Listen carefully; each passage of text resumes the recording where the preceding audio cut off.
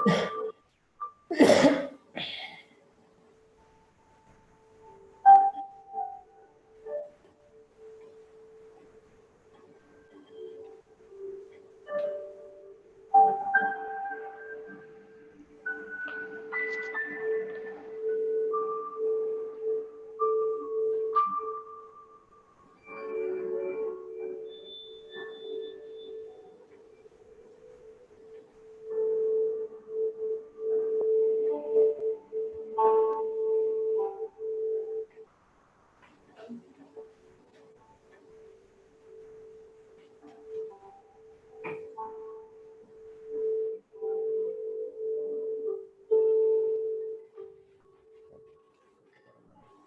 है हाँ देना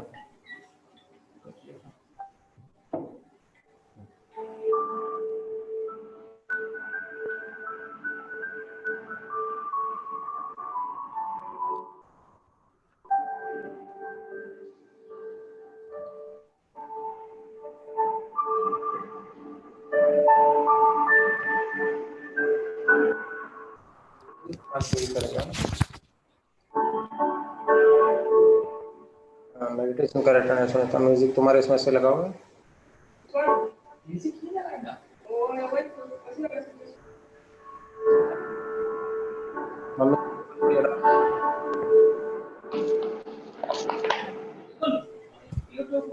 आवाजाची म्हणाव ना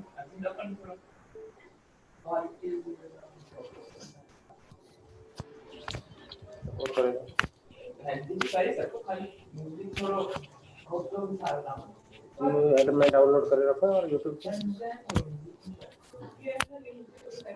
फेसबुक पे लगे लो ना पापा कमेंट कीजिए कमेंट देखिए तो साइड में ये लगा स्पीकर नहीं तो स्पीकर है ना अपना डब्बा उसके थ्रू किया तो अपने आप ही सुनाएगा ना ये था 30 मिनट 20 मिनट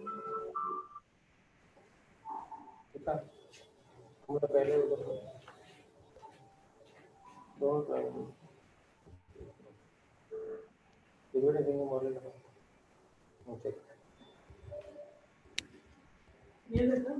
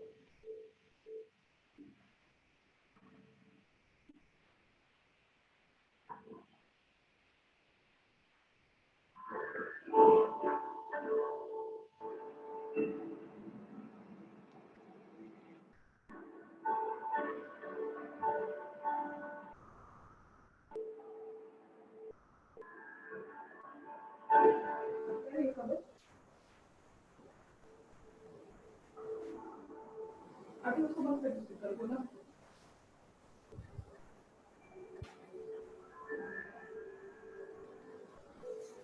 पर्सन लेक्चर का लेक्चर को नोटिफिकेशन इतना डन डन लेक्चर को पूछना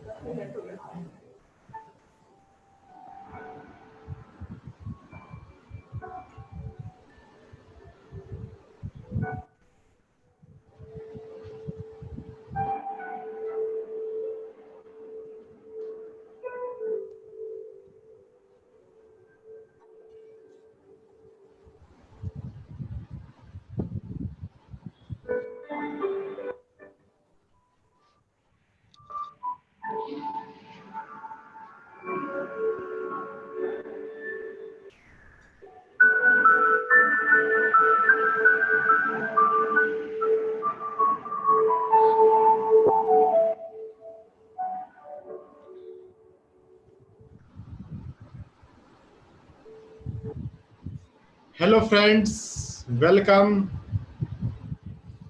in spiritual doctors for holistic health session में मैं myself Dr. S. Ranjan from Delhi and my friend Dr.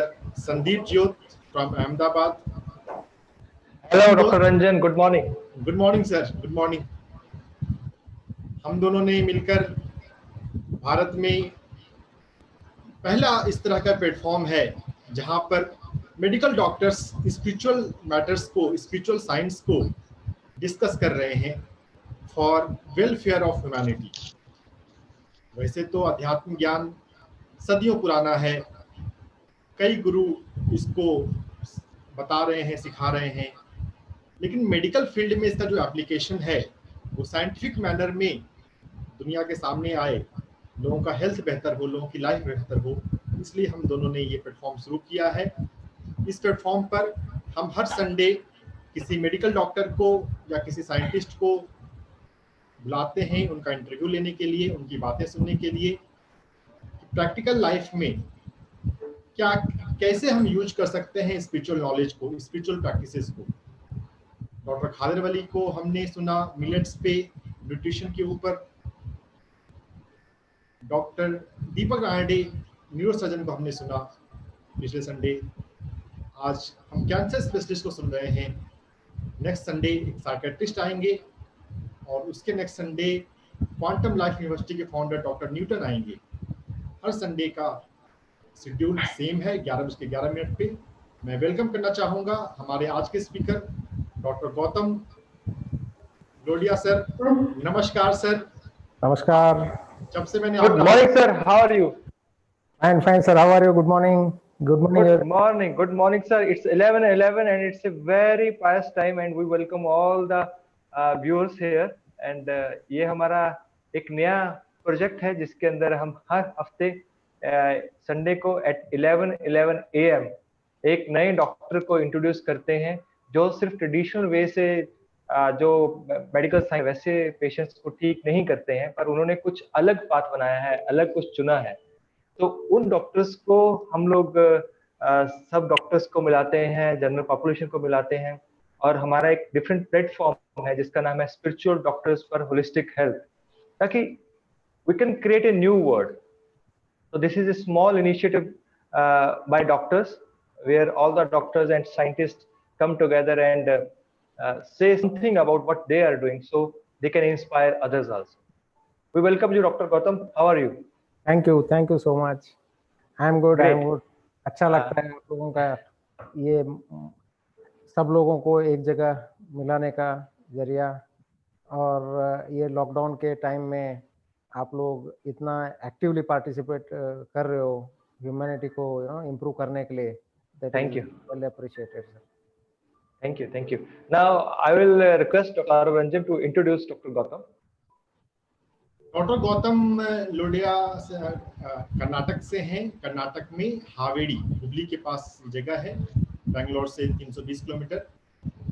ये सर्जिकल ऑन्कोलॉजिस्ट हैं ऑन्कोलॉजी में, कैंसर में medical oncology and surgical oncology. Medical में मेडिसिन का उपयोग होता है, सर्जिकल में सर्जरी के माध्यम से जिन ट्यूमर को सर्जरी के माध्यम से हटाई होते हैं उस पर ही काम करते हैं। वैसे इनके फैमिली में इनके पेरेंट्स, इनके फादर पेडियाट्रिशियन हैं, मदर गायनेकोलॉजिस्ट हैं, वाइफ भी आईवीएफ स्पेशलिस्ट हैं। इनका अपना हॉस्पिटल है, ये लंबे समय से हेल्थ में काम कर रहे हैं। मैंने इनका आर्टिकल पढ़ा हमारी ग्रामीण स्पिरिचुअल सोसाइटी मूवमेंट की जो बाई मंथली हिंदी मैगजीन है ग्रामीण ध्यान जगत, जो दिल्ली से ही छपती है, उसमें मैंने इनका पहला जब आर्टिकल पढ़ा, वो आर्टिकल पढ़ के मैं इनका फैन हो गया। मतलब अभी तक तो मैं इनको उस आर्टिकल के माध्यम से ही जानता हूँ कि कैंसर के पेशेंट, यंग एज के कैंसर के पेशेंट जब आ रहे हैं तो इनके मन में सवाल चला कि कैंसर, यंग एज में कैंसर क्यों हो रहा है, कैंसर के प्रिवेंट करने के लिए हम क्या कर सकते हैं। तो सिर्फ ये मेडिकल, सिर्फ सर्जिकल अप्रोच नहीं, लाइफ में हम spiritual approach, deep rooted approach क्या किया जाए, उस पर ये काम कर रहे हैं। अपने हॉस्पिटल सेंटर बना, भारत में हॉस्पिटल में मेडिटेशन सेंटर बनने लग जाए तो लोगों का उद्धार हो जाए।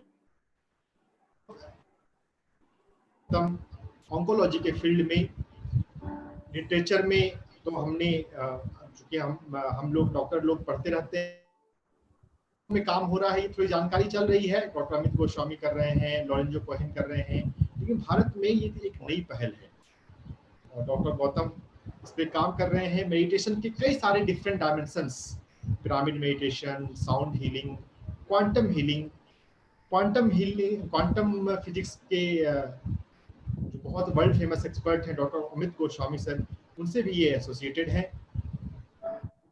कई सारे डोमेन में है। डॉक्टर गौतम सर, आपका हार्टली वेलकम है। आप अपनी प्रैक्टिकल फाइंडिंग्स जो हॉस्पिटल में जो आपको हुई with some science, some theory, उस पर आप प्रकाश डालें और हमारे ऑडियंस को लाभान्वित।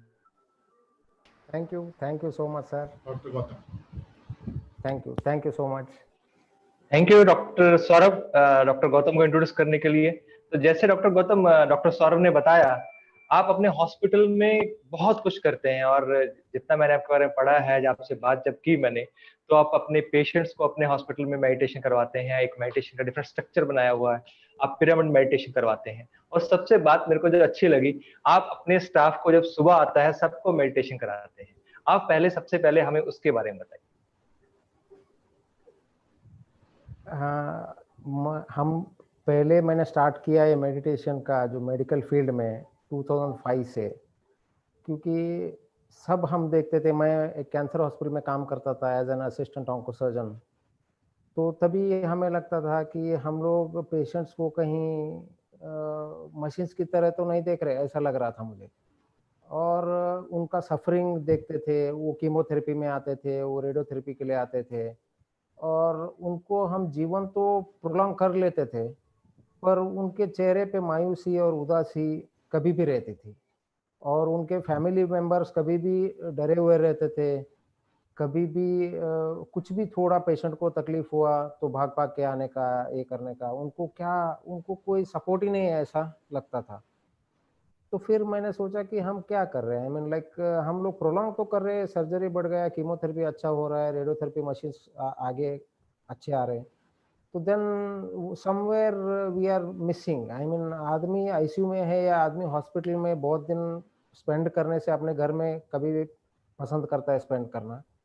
और लास्ट 3 महीने जो रहते हैं, ये मतलब रिसर्च के हिसाब से ये है कि आदमी अपना लास्ट 3 महीना अपना जीवन ज़्यादा करने के लिए 70 to 80% खर्चा करता है हॉस्पिटल्स में। तो वो 3 महीने में इतना डरे हुए रहते हैं, तो फिर मुझे लगा कि नहीं, इनको कुछ इमोशनली एम्पावर हमको करना चाहिए। Great. तो धीरे धीरे मैंने सोचा कि कैसे एक डॉक्टर ही पूरा नहीं कर सकता, उसके लिए टीम लगेगा।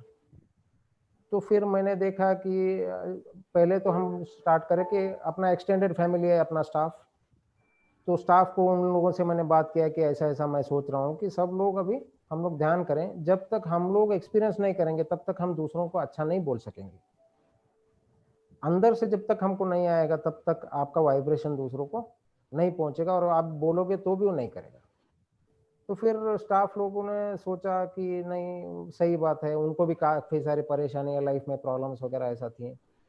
और एक आधा महीना मैंने ये देखा कि 16 से 20 ईयर्स के एज के लोग, बच्चे लोग, वो लोग डायबिटीज और हाइपरटेंशन, वो महीने में 4 लोग आए थे मेरे पास। फिर मैंने सोचा कि मेडिकल फील्ड इतना बढ़ रहा है और फिर हम लोग क्या कर रहे हैं, इतने कम उम्र में डिसीजेस क्यों हो रहे हैं। और कैंसर पहले एंडोस्कोपी वगैरह मैं करता था तो पहले 2000 ईस्वी या 2005 में कम रहते थे एंडोस्कोप, जब भी करते हैं तभी, पर अभी करते हैं तो ऑलमोस्ट डेली हमको अल्टरनेट केस में कैंसर दिखाई देता है। तो फिर धीरे धीरे मैंने सोचा कि पहले हम स्टाफ को ही ट्रेन करें। फिर उस दिन ही सोचा मैंने कि नहीं अभी बहुत हुआ, अभी हम स्टार्ट करना जरूरी है। तो 2 दिन में मैंने मेडिटेशन सेंटर, एक हमारे एक हॉस्पिटल के एक रूम को मेडिटेशन सेंटर बना के 2 दिन में मैं बोला कि उस दिन गणपति का त्योहार था 2 दिन के बाद, तो मैंने बोला उसी दिन स्टार्ट कर ले। तो फिर 2 दिन में स्टार्ट किया। स्टार्ट करने के बाद अभी मेडिटेशन कौन सिखाएगा, स्टाफ को पहले कौन सिखाएगा, इधर से स्टार्ट हुई। तो फिर बाद में मैंने वो इधर इधर 2-4 लोग मेडिटेशन वो कराते हैं उनको पूछा। फिर एक दिन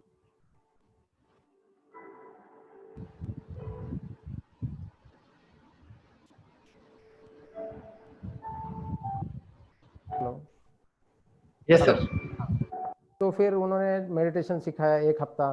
फिर सब हमारे स्टाफ लोग 40-50 लोग बैठ के डेली हम लोग 1-1 घंटा मेडिटेशन करने लगे।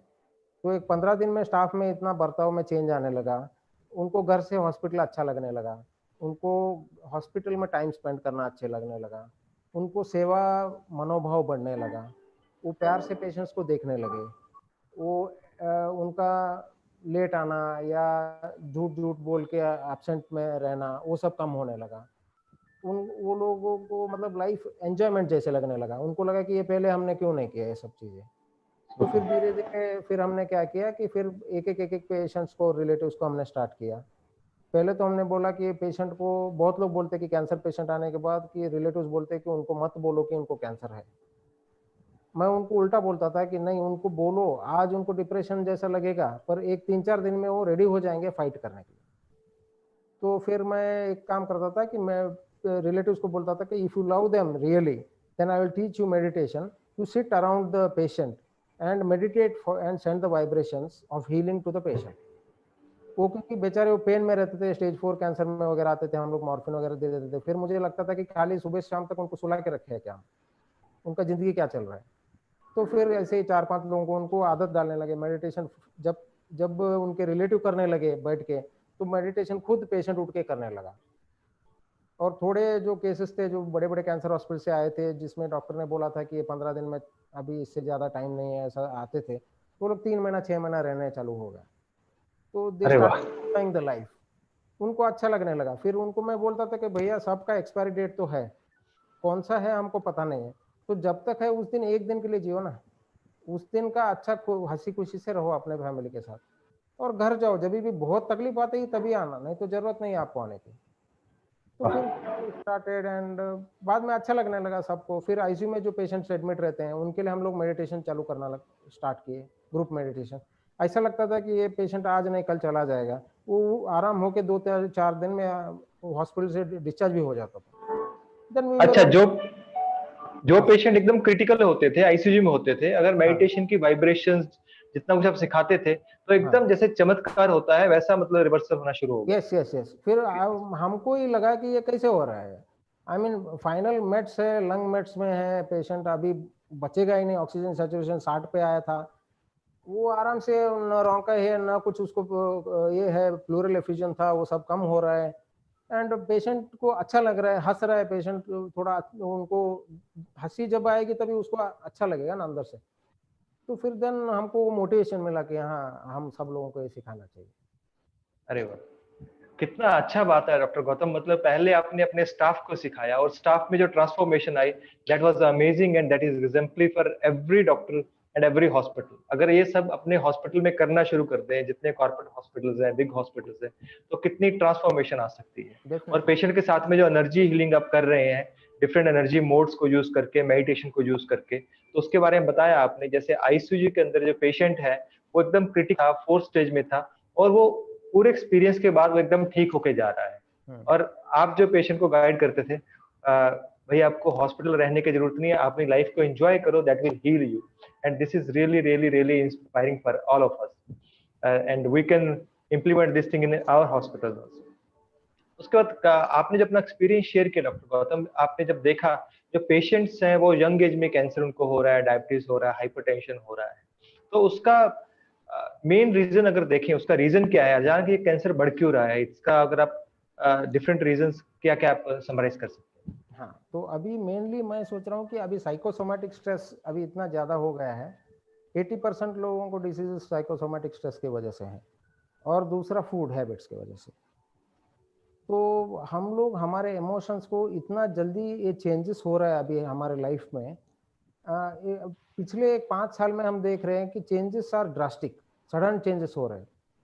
एंड हम लोग एवोल्यूशनरी इतना ड्रास्टिक चेंजेस को हमारा बॉडी, वो एवोल्यूशनरी इसमें देखे तो स्लोली चेंज होने के लिए हमारा बॉडी बनाया गया है, पर इतना फास्ट चेंज होने की वजह से आदमी को समझ में नहीं आ रहा कि ये करूं या वो करूं, तो इसलिए उनको स्ट्रेस ज़्यादा आ रहा है आजकल। और मेन कारण है यही स्ट्रेस में बहुत सारी चीज़ें, मेनली कैंसर में कि हेट्रेड है, रिसेंटमेंट है, आप कोई पुराने इमोशंस को दबा के आपने रखा हुआ है, वो जो भी है, तो जो भी इमोशंस हम दबा के रखते हैं, और एंगर है, चिड़चिड़ापन है, और चाइल्डहुड में हमें कुछ अब्यूज हुआ है किसी से, उसका कोई इमोशनल ट्रॉमा हमारे ऊपर हुआ है, या कोई वॉरलॉक सिचुएशन, या टेररिस्ट अटैक, या कोई नेचुरल कलामिटी, सडनली कोई लव्ड वंस गुजर गए, सडन हमको मेंटल शॉक हो गया, कुछ एक्सीडेंट हो गया, ये सब साइकोलॉजिकल चीज़ें हैं। कैंसर या कोई भी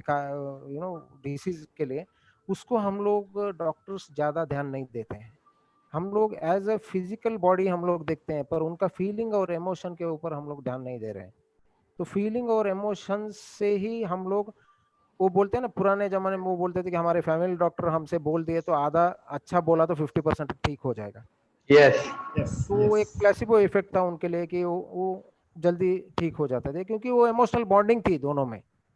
आजकल ये बॉन्डिंग कम हो रही है, तो ये कारण से मुझे लगता है कि साइकोलॉजिकल कॉजेस ऑफ डिसीज को हम लोग डॉक्टर लोग ध्यान देना चाहिए, और इसके लिए उनको पेशेंट्स को हम एम्पावर करना चाहिए। जो भी है आराम से बैठ के एक बार उससे बात करो, जब भी आपको, अभी आप बिजी हो तो कभी और अपॉइंटमेंट दो उसको, वो टाइम में जाके उनसे बात करो। खाली आपको एक एग्जांपल देता हूँ, एक लेडी आई थी, वो लेडी मुझे बोल रही थी कि सर एक काम करो, मेरे हस्बैंड को मारने के लिए कुछ दवा दो। तो मैंने बोला यार क्या बात कर रहे हो, ऐसा क्या हो गया? तो बोली पूरा सुबह से शाम तक दारू पीता है, मेरे दोनों बच्चों को स्कूल से बाहर निकाल दिया गया अभी, क्योंकि फीस भर नहीं पा रही हूँ, तो अभी उसको कुछ तो करके आप मुझे दवाई दो कि वो अभी अकल नहीं देखे। मैं बोला हम डॉक्टर लोग ऐसा नहीं कर सकते, एक काम करो उसको लेके आओ, मैं उसको समझाऊंगा, उसको छुड़ाऊंगा मैं। तो बोले पॉसिबल है ना सर, 30 साल से मैं देख रही हूँ डेली पीता है, पॉसिबल है नहीं, सब लोग बोल के एक। तो फिर मैंने बोला उसको जब भी टाइम है ना तभी आने दे। तो एक बार रात को 11 बजे आया, वो रात को 11 बजे आया, उन्होंने, मेरे सिस्टर ने फ़ोन किया कि 11 बजे आया। मैं बोला ठीक है, उसको मत भेजो, मैं आता हूँ। फिर हॉस्पिटल गया मैं 11 बजे, उसके साथ उसका क्या क्या प्रॉब्लम से 1 घंटा मैंने सुनने के बाद फिर बाद में नेक्स्ट डे से वो जो दारू छोड़ा, उसके बाद कभी नहीं पिया उसने। वाओ वाओ, बहुत बढ़िया। ये बोला मुझे कि आज तक मेरा कोई सुना ही नहीं। आप डॉक्टर हो के रात को 11 बजे, मैं पूरा नशे में हूं, तब आके आप सुनने के लिए रेडी हो, तो आपके लिए मैं कुछ भी कर सकता हूँ। ग्रेट। क्योंकि आज का सोसाइटी में मेन प्रॉब्लम डॉक्टर गौतम, मेरे को ये लगता है वही है कि हमारे पास कोई सुनने के लिए नहीं है, हम सभी लोग दौड़ रहे हैं, स्ट्रेस इतना ले रहे हैं, लेकिन लाइफ का जो पर्पस है वो बहुत मिसिंग है। और खासतौर पे जो डॉक्टर्स है, जैसे आपने एग्जांपल दिया फैमिली डॉक्टर का, ही act as a placebo.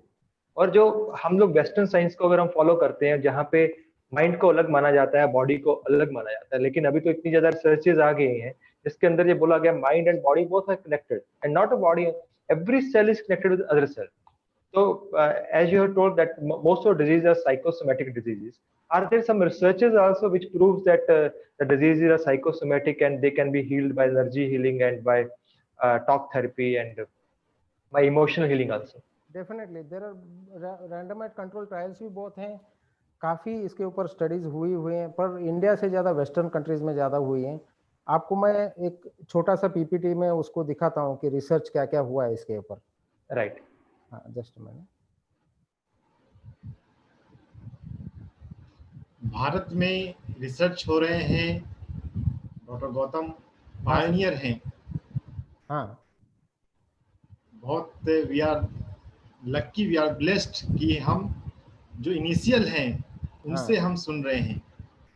Yes sir, नहीं अभी प्लीज। कैसा है सर, जो भी है वेस्टर्न माइंड डॉक्टर्स का ट्रेंड है, जो भी वो काम करते हैं पहले दिन के प्रैक्टिस से वो लोग अपना डाटा रखते हैं।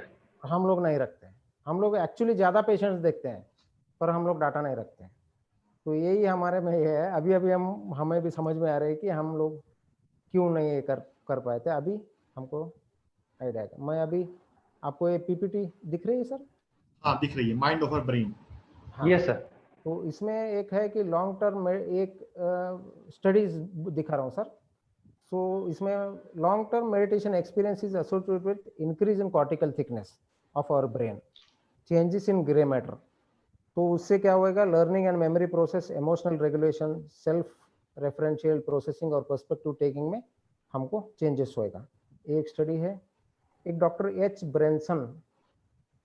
एच ब्रेंसन उन्होंने एक स्टडी में उन्होंने कंक्लूड ये किया कि negative thoughts, bad moods and compulsive worrying eventually take up physical residence in our bodies. Negative thinking signals the brain to send help when no physical sickness is present, persuading the body to get sick when there is no biological reason for sickness to occur. By keeping positive thoughts about the body, we can actually change the physiology of the body for the healthier one. The visualization of healing process over the time has been proven to speed up the actual healing of the body. तो इसमें आपको समझ में आ रहा है कि negative thoughts की वजह से बॉडी को लगेगा कि सिकनेस आप में है और सिकनेस वो प्रोड्यूस करेगा। ठीक है, तो एक हुआ। और एक 1 ईयर माइंडफुलनेस इंटरवेंशन एक फॉलोअप किया था प्रोस्टेट कैंसर में वगैरह। तो उसमें वो कैंसर पेशेंट का एनहांस क्वालिटी ऑफ लाइफ हुआ, डिक्रीज स्ट्रेस सिम्पटम हुआ, कॉर्टिसोल लेवल हमारा अल्टर्ड हुआ, जिसके वजह से कॉर्टिसोल मतलब स्ट्रेस जब भी रहता है तभी हार्मोन ज़्यादा होता है, इम्यूनिटी ये हुआ, डिक्रीज्ड मूड डिस्टर्बेंस और ब्लड प्रेशर ये ज़्यादा हुआ। ये स्टडी में 1 ईयर का स्टडी था ये। नेक्स्ट स्टडी है सर, ये इंटीग्रेटिव कैंसर थेरेपी। उसमें study of woman found that meditation technique जो कर रहे थे उनका reduce stress, improve mental health and emotional wellbeing उनके through the course of illness improve हुआ। उससे it boost the body's natural cancer fighting abilities by heightening the activity of NK cells and T cells and other immune mechanisms. और एक study था Stanford university में, woman who repress their emotions show unbalanced cortisol fluctuations and that can predict early death in woman with breast cancer. तो ये भी हम predict कर सकते हैं कि जिनका इमोशनल लेवल रिप्रेस्ड है और अनबैलेंस्ड कॉर्टिसोल फ्लक्चुएशन है तो इनको चांसेस ऑफ अर्ली डेथ्स ज़्यादा होते हैं सर्जरी और कीमो देने के बाद भी। और एक है सर, इसमें कैंसर जर्नल का नाम है 88 breast cancer with average of age of 55 years all had experienced significant level of emotional distress and study for 3 months। in this उनका टेलोमरेज जो लेंथ था वो बढ़ गया, मतलब longer the telomerase it help to protect from the diseases. So ये meditation से body को इफेक्ट हुआ। और एक research at national cancer institute, body's neuro endocrine response system alter होता है, कैंसर सेल्स को रिपेयर, DNA रिपेयर करने के लिए काम करता है। फिर जर्नल ऑफ साइकोसोमेटिक रिसर्च में extreme suppression of anger was most commonly identified characteristics of 160 breast cancer patients. तो सप्रेशन ऑफ एंगर काफ़ी बड़ा रिस्क फैक्टर होता है कैंसर के लिए। सो और एक जर्नल में है, there is evidence to show that suppressed anger can be precursor to the development of cancer and progression of it after the diagnosis also.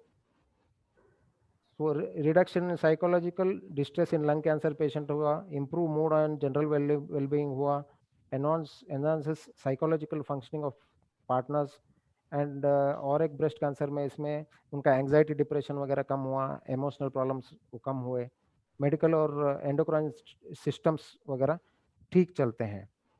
तो एक ट्रायल न्यूरोब्लास्टोमा के लिए चिल्ड्रन में भी ऐसा हुआ, चिल्ड्रन में भी मेडिटेशन करके उनका पेन जो है एक्यूट पेन वो कम किया गया है, रिकरेंस और एंग्जाइटी कम होते हैं और कॉन्फिडेंस और ऑप्टिमिज्म बढ़ जाता है। बहुत अच्छा चीज़ है कि आपका स्ट्रक्चरल भी चेंज कर सकता है वो meditation, functional which are involving regulating emotional and self awareness, immune system अपना बढ़ाता है और टेलोमेरेज एक्टिविटी का पहले मैंने बोला था।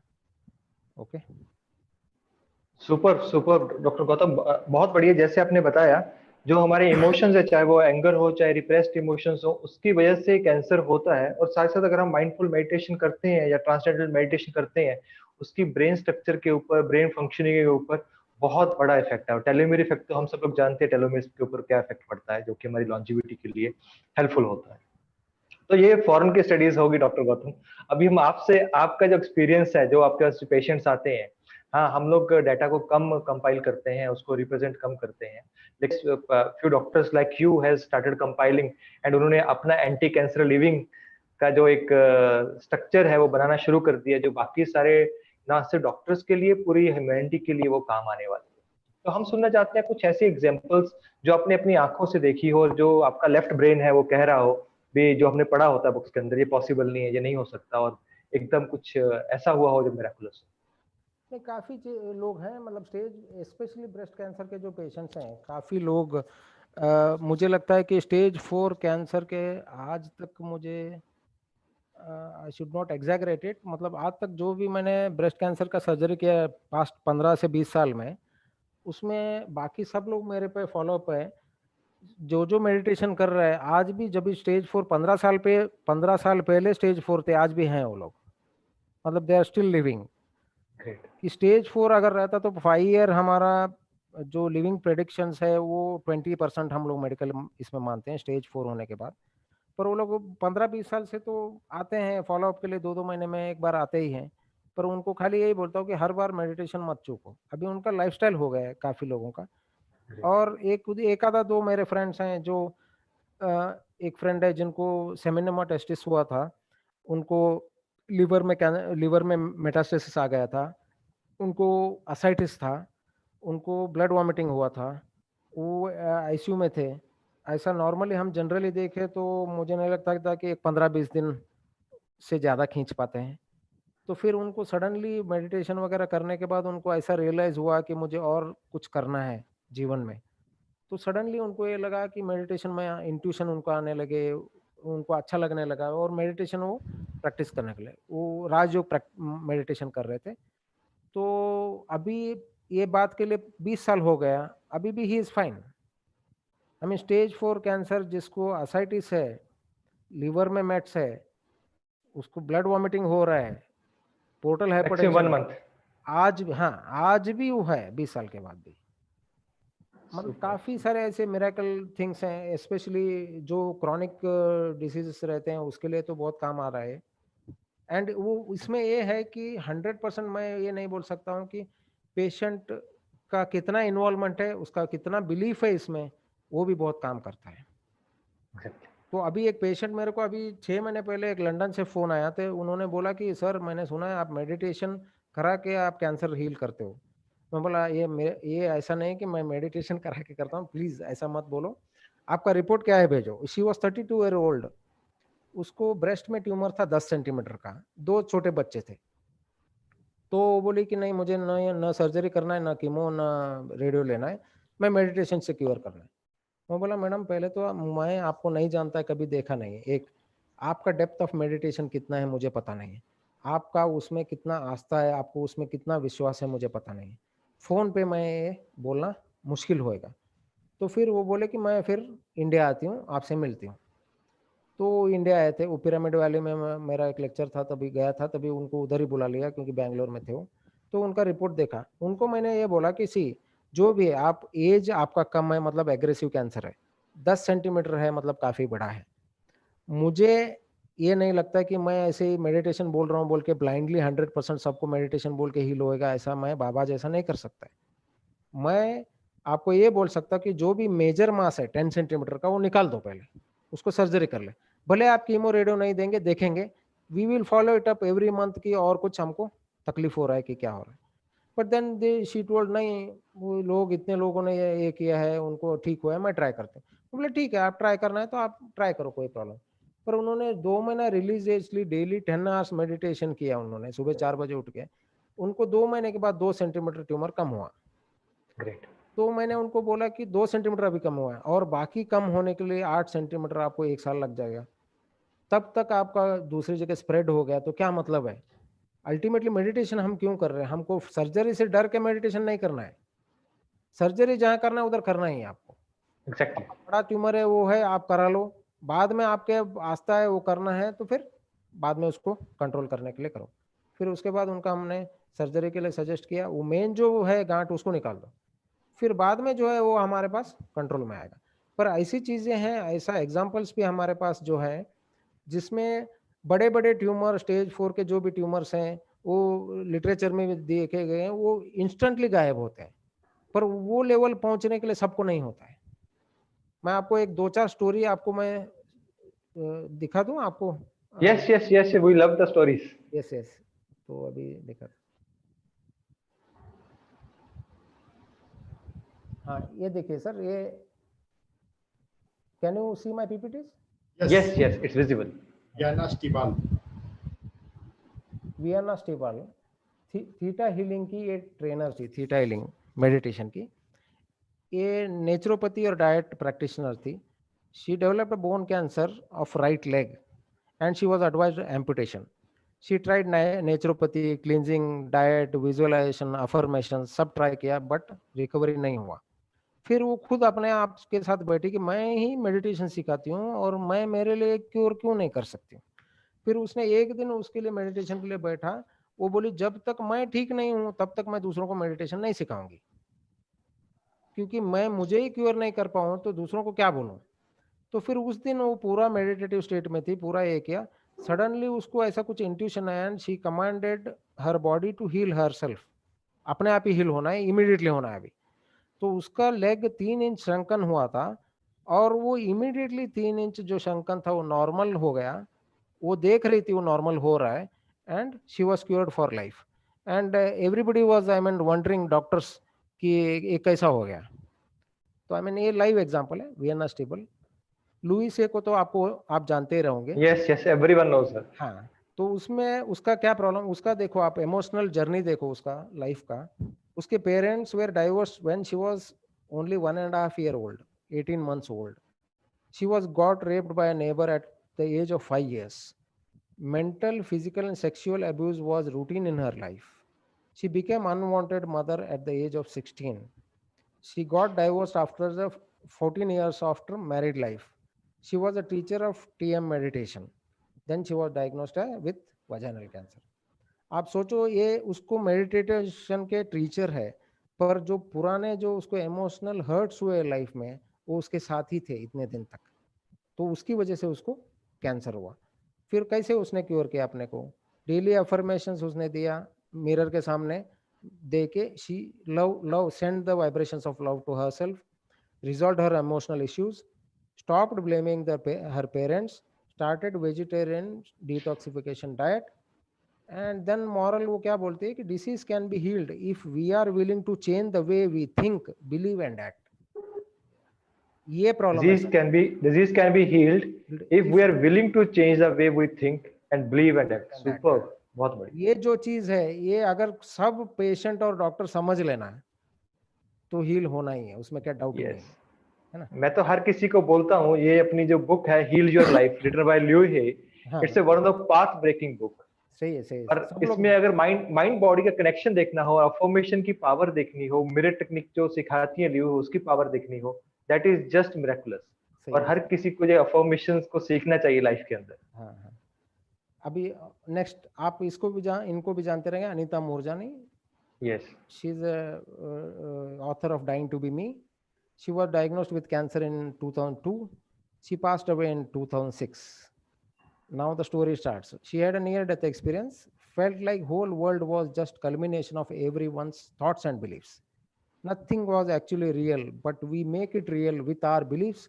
So she felt that her cancer was also not real. She came back to her body within minutes and declared she is cancer free. Our doctors confirmed it. She understood that how we all are interconnected. Most important lesson she learned was, unless I love myself, nothing else in my life can function at its best. इसमें मेरा खुद का एक experience है sir, loving yourself. 2 साल पहले मेरे 4 fingers पैर के फ्रैक्चर हो गए। मैं स्पोर्ट्स खेल रहा था, तभी गिर गया था। तो तभी मैं 1 महीने के लिए तो घर पे रहना पड़ा, मुझे चलने नहीं होता था। तो तभी मैं कुछ ना कुछ, मैं खाली नहीं बैठता हूँ, कुछ ना कुछ काम करता हूँ। तो मैं कुछ ना कुछ प्लानिंग करता था 1 महीने के बाद मुझे क्या-क्या करना है, क्या नहीं। उधर से हॉस्पिटल के जो प्रॉब्लम्स है, प्लान्स है, वो सब मैं डिस्कस करता था। उधर लैंडलाइन फ़ोन था, तो उससे बात करता था। फिर ये हील हो गया मेरा, 1 डेढ़ महीने में मैं चलने लगा, सब सही हो गया। पर 2 महीने के बाद ना मुझे लेफ्ट हैंड में पेन होने लगा, लेफ्ट आर्म में। वो पेन ऐसा था कि शूटिंग पेन, और ऐसा मतलब एक बार वो पेन आ गया ना, आप बात भी कर रहे हो पेशेंट के साथ तो आपको स्टॉप करना पड़ता है। मतलब जैसे इलेक्ट्रिक करंट जैसा पास होता था। आई वाज़ वंडरिंग ये कहाँ से आया, क्या हो रहा है? मैं बीच-बीच में धीरे-धीरे वो बढ़ने लगा, फिर मैं एनाल्जेसिक लेने लगा, सब लेने लगा। पर एनाल्जेसिक जब भी लेता हूँ तभी उसका पावर रहता है, तब तक उसका पेन कम होता है, उसके बाद फिर आ जाता था। आई वाज़ वंडरिंग कि मैंने ना ये ट्रॉमा हुआ है मुझे, ना कुछ प्रॉब्लम है उधर, ना फिज़िकली कोई फिटनेस नहीं है, या मेरा ब्लड लेवल सब नॉर्मल है, तो क्यों हो रहा है? फिर एक बार क्या हुआ कि ऐसे हम लोग फ्रेंड्स, जो हम लोग माइंड के ऊपर बहुत ये करते हैं, मतलब रिसर्च कर रहा हूँ मैं 1-10 साल से, तो वो ग्रुप हम लोग मीटिंग कर रहे थे। तभी मैंने बोला ये ऐसा हो रहा है यार। तो उसमें एक मेरे फ्रेंड बोले कि नहीं, आप अपने बॉडी को लव कम दे रहे हो लगता है। मैं बोला हाँ, तभी मुझे ध्यान आया कि आई डोंट बॉदर, सुबह शाम तक काम करते रहो, नेवर बॉदर माई सेल्फ। ऐसा ये होता था कि देन आई थॉट, क्योंकि कभी-कभी मैं पीजी करता था पोस्ट ग्रेजुएशन, तभी मुझे एक पैर में क्रैम्प्स आते थे, एक ही पैर पे मैं खड़ा होके सर्जरी करता था। मुझे क्रैम्प आया तो मैं सिस्टर को बोलता था मैं ऑपरेट कर रहा हूँ, पर पीछे से मुझे इंजेक्शन देती थी वो। मतलब I was so much into my work that body को ध्यान ही नहीं दिया। फिर मुझे याद आया कि मैं जब भी 1 महीना सोया था, तभी लेफ्ट हैंड मैं उसको टिक के रखता था, टिका के। तो फिर मैंने 15-20 मिनट मेडिटेशन किया, उसको विजुअलाइज़ किया, उसको उससे सॉरी माँगा मैंने। उसको बोला कि सॉरी, मैंने अब्यूज़ किया है तुमको। नहीं वो and I sent the vibrations of love, और सब लोग वो रूम में थे, सब लोग वो सेम काम, सब वाइब्रेशंस ऑफ लव मुझे भेजे। 15 मिनट में वो जो पेन चला गया, उसके बाद वो पेन आया ही नहीं। ग्रेट। उसके बाद कोई मैंने गोली नहीं लिया, कुछ नहीं किया।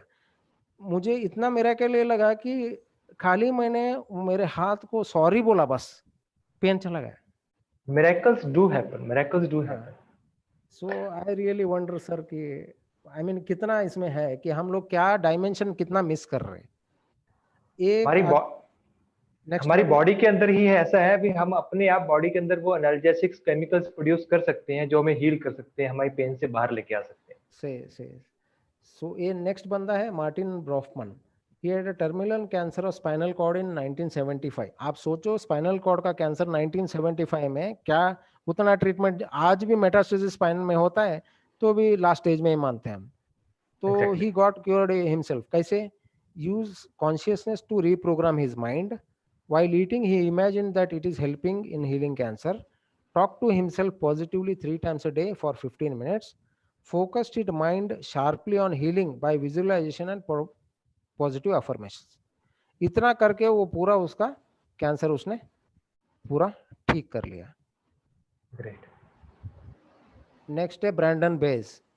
ही is a motivational speaker, energy medicine expert, lifestyle के बारे में बात करते हैं। 18 साल से ही इज अ स्पीकर। नहीं, she is a lady, she is a speaker. There was a football side pelvic tumor at the age of around 39 years. Had undergone childhood abuse and domestic violence. मतलब आप सोचो कि ये motivational speaker है खुद, तो state of mind में रहेगा। एनर्जी मेडिसिन एक्सपर्ट है तो एनर्जी के बारे में सब पता रहेगा उसको, लाइफस्टाइल के बारे में सब पता है इसको, फिर भी इसको इतना बड़ा फुटबॉल साइज का ट्यूमर होना, वो भी यंग एज 40 इयर्स के अंदर, मतलब बड़ा एज नहीं है।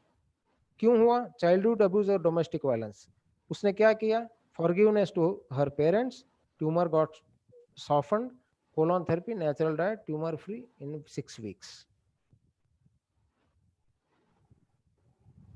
तो ये सारे छोटे एग्जांपल्स हैं कि लोगों को इतना, हम लोग, हमारे में इतना कैपेसिटी है कि हम हमको हील कर सकते हैं। बहुत ही अच्छा। हमारे जितने व्यूअर्स हैं, हमारे डॉक्टर्स हैं, सभी लोग आपसे डॉक्टर गौतम इंस्पायर हो रहे हैं और आपको धन्यवाद कह रहे हैं जो कमेंट्स नीचे आ रहे हैं, उसके लिए हम आपके बहुत बहुत शुक्रगुजार हैं।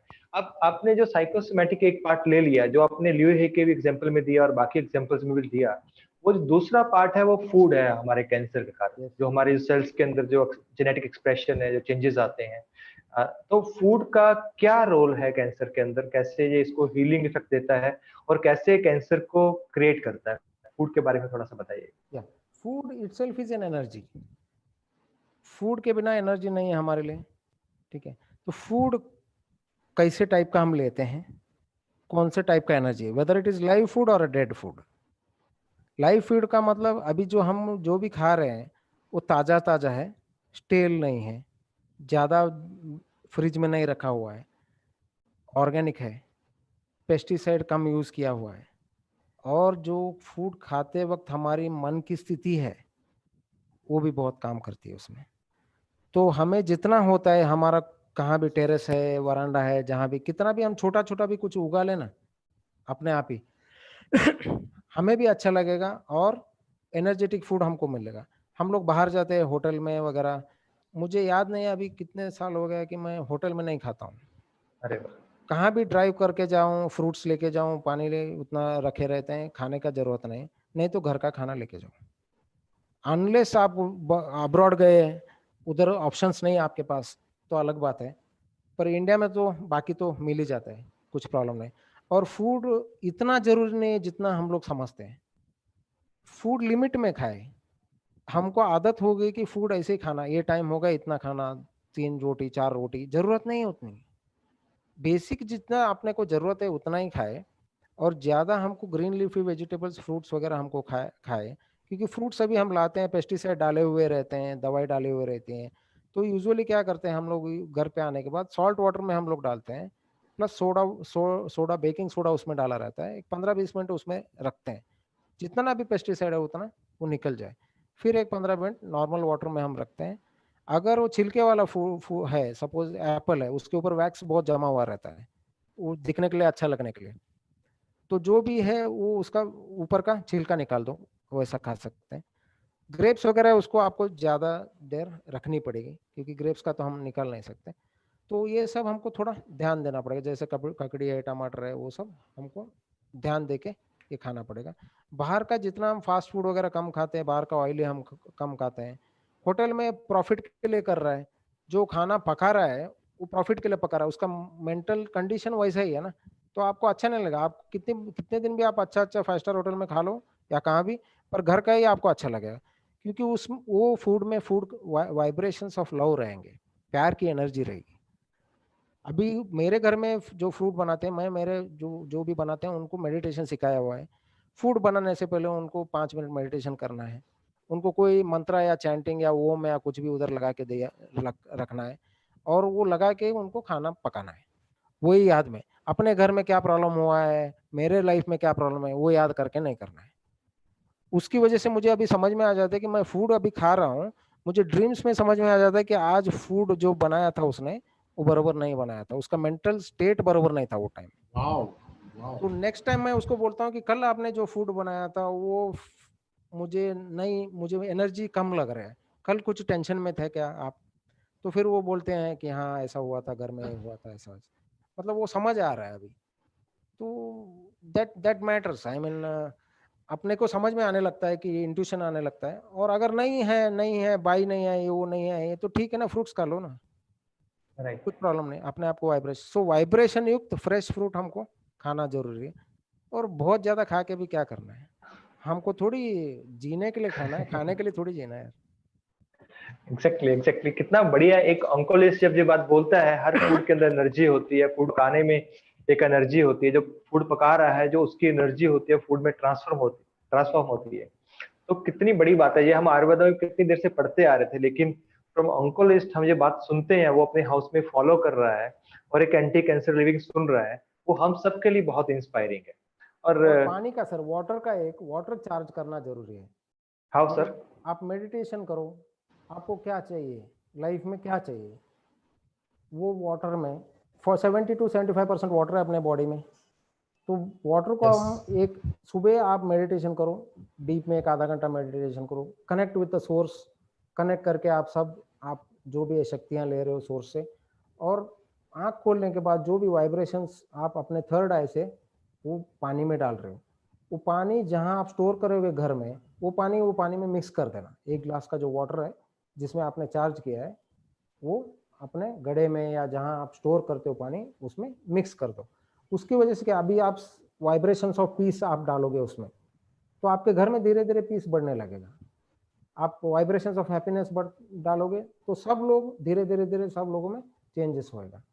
तो पानी का एक हमको ज़्यादा ध्यान देना जरूरी है, जिसकी वजह से हम लोग, हमारा माहौल जो फैमिली का है उसको हम लोग काफ़ी इम्प्रूव कर सकते हैं।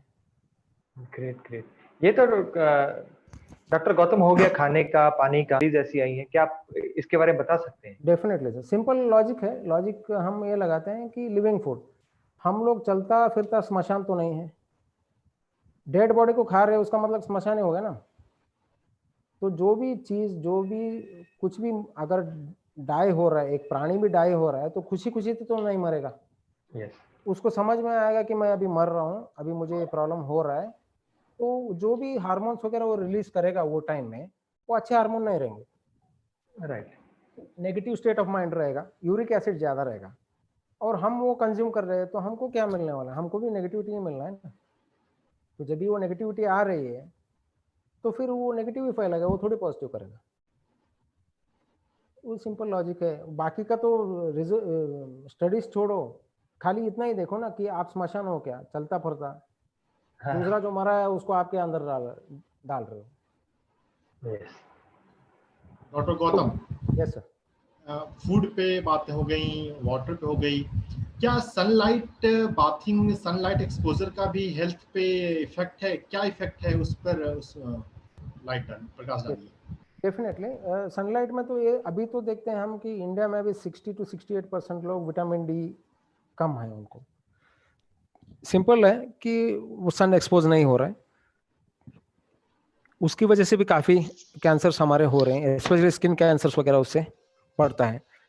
और सन से वो जो एनर्जी मिलती है, ऊर्जा जो मिलती है, क्योंकि अगर आप सोचो कि सन अभी 6 महीना आया ही नहीं तो क्या होएगा अर्थ में, तो वो जो एनर्जी मिलती है, जो पहले जो एनर्जी मिलती है, जो सन में रह के प्लस हम लोग चप्पल निकाल के, अगर हम लोग सीमेंट या टाइल्स छोड़ के मिट्टी पे अगर हम कनेक्टेड हैं, तो हमारे जो नेगेटिव आयन्स हैं जो अर्थ के हैं, हमारे यहाँ पॉजिटिव आयन्स ज़्यादा हुए रहते हैं, क्योंकि एसिड फूड हम लोग ज़्यादा खाते हैं, हम स्ट्रेस में हैं, तो पॉजिटिव आयन्स उसको डिस्चार्ज करना है।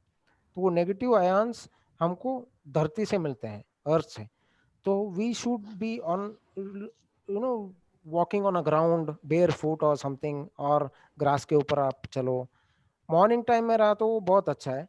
आपने सुना भी रहेगा कि सन गेजिंग, थोड़े लोग हैं जो खाना भी नहीं खाते लोग, और खाली सुबह सन गेजिंग करते 2 मिनट, शाम में सन गेजिंग 2 मिनट करते हैं, उतना ही एनर्जी उनको काफ़ी हो जाता है।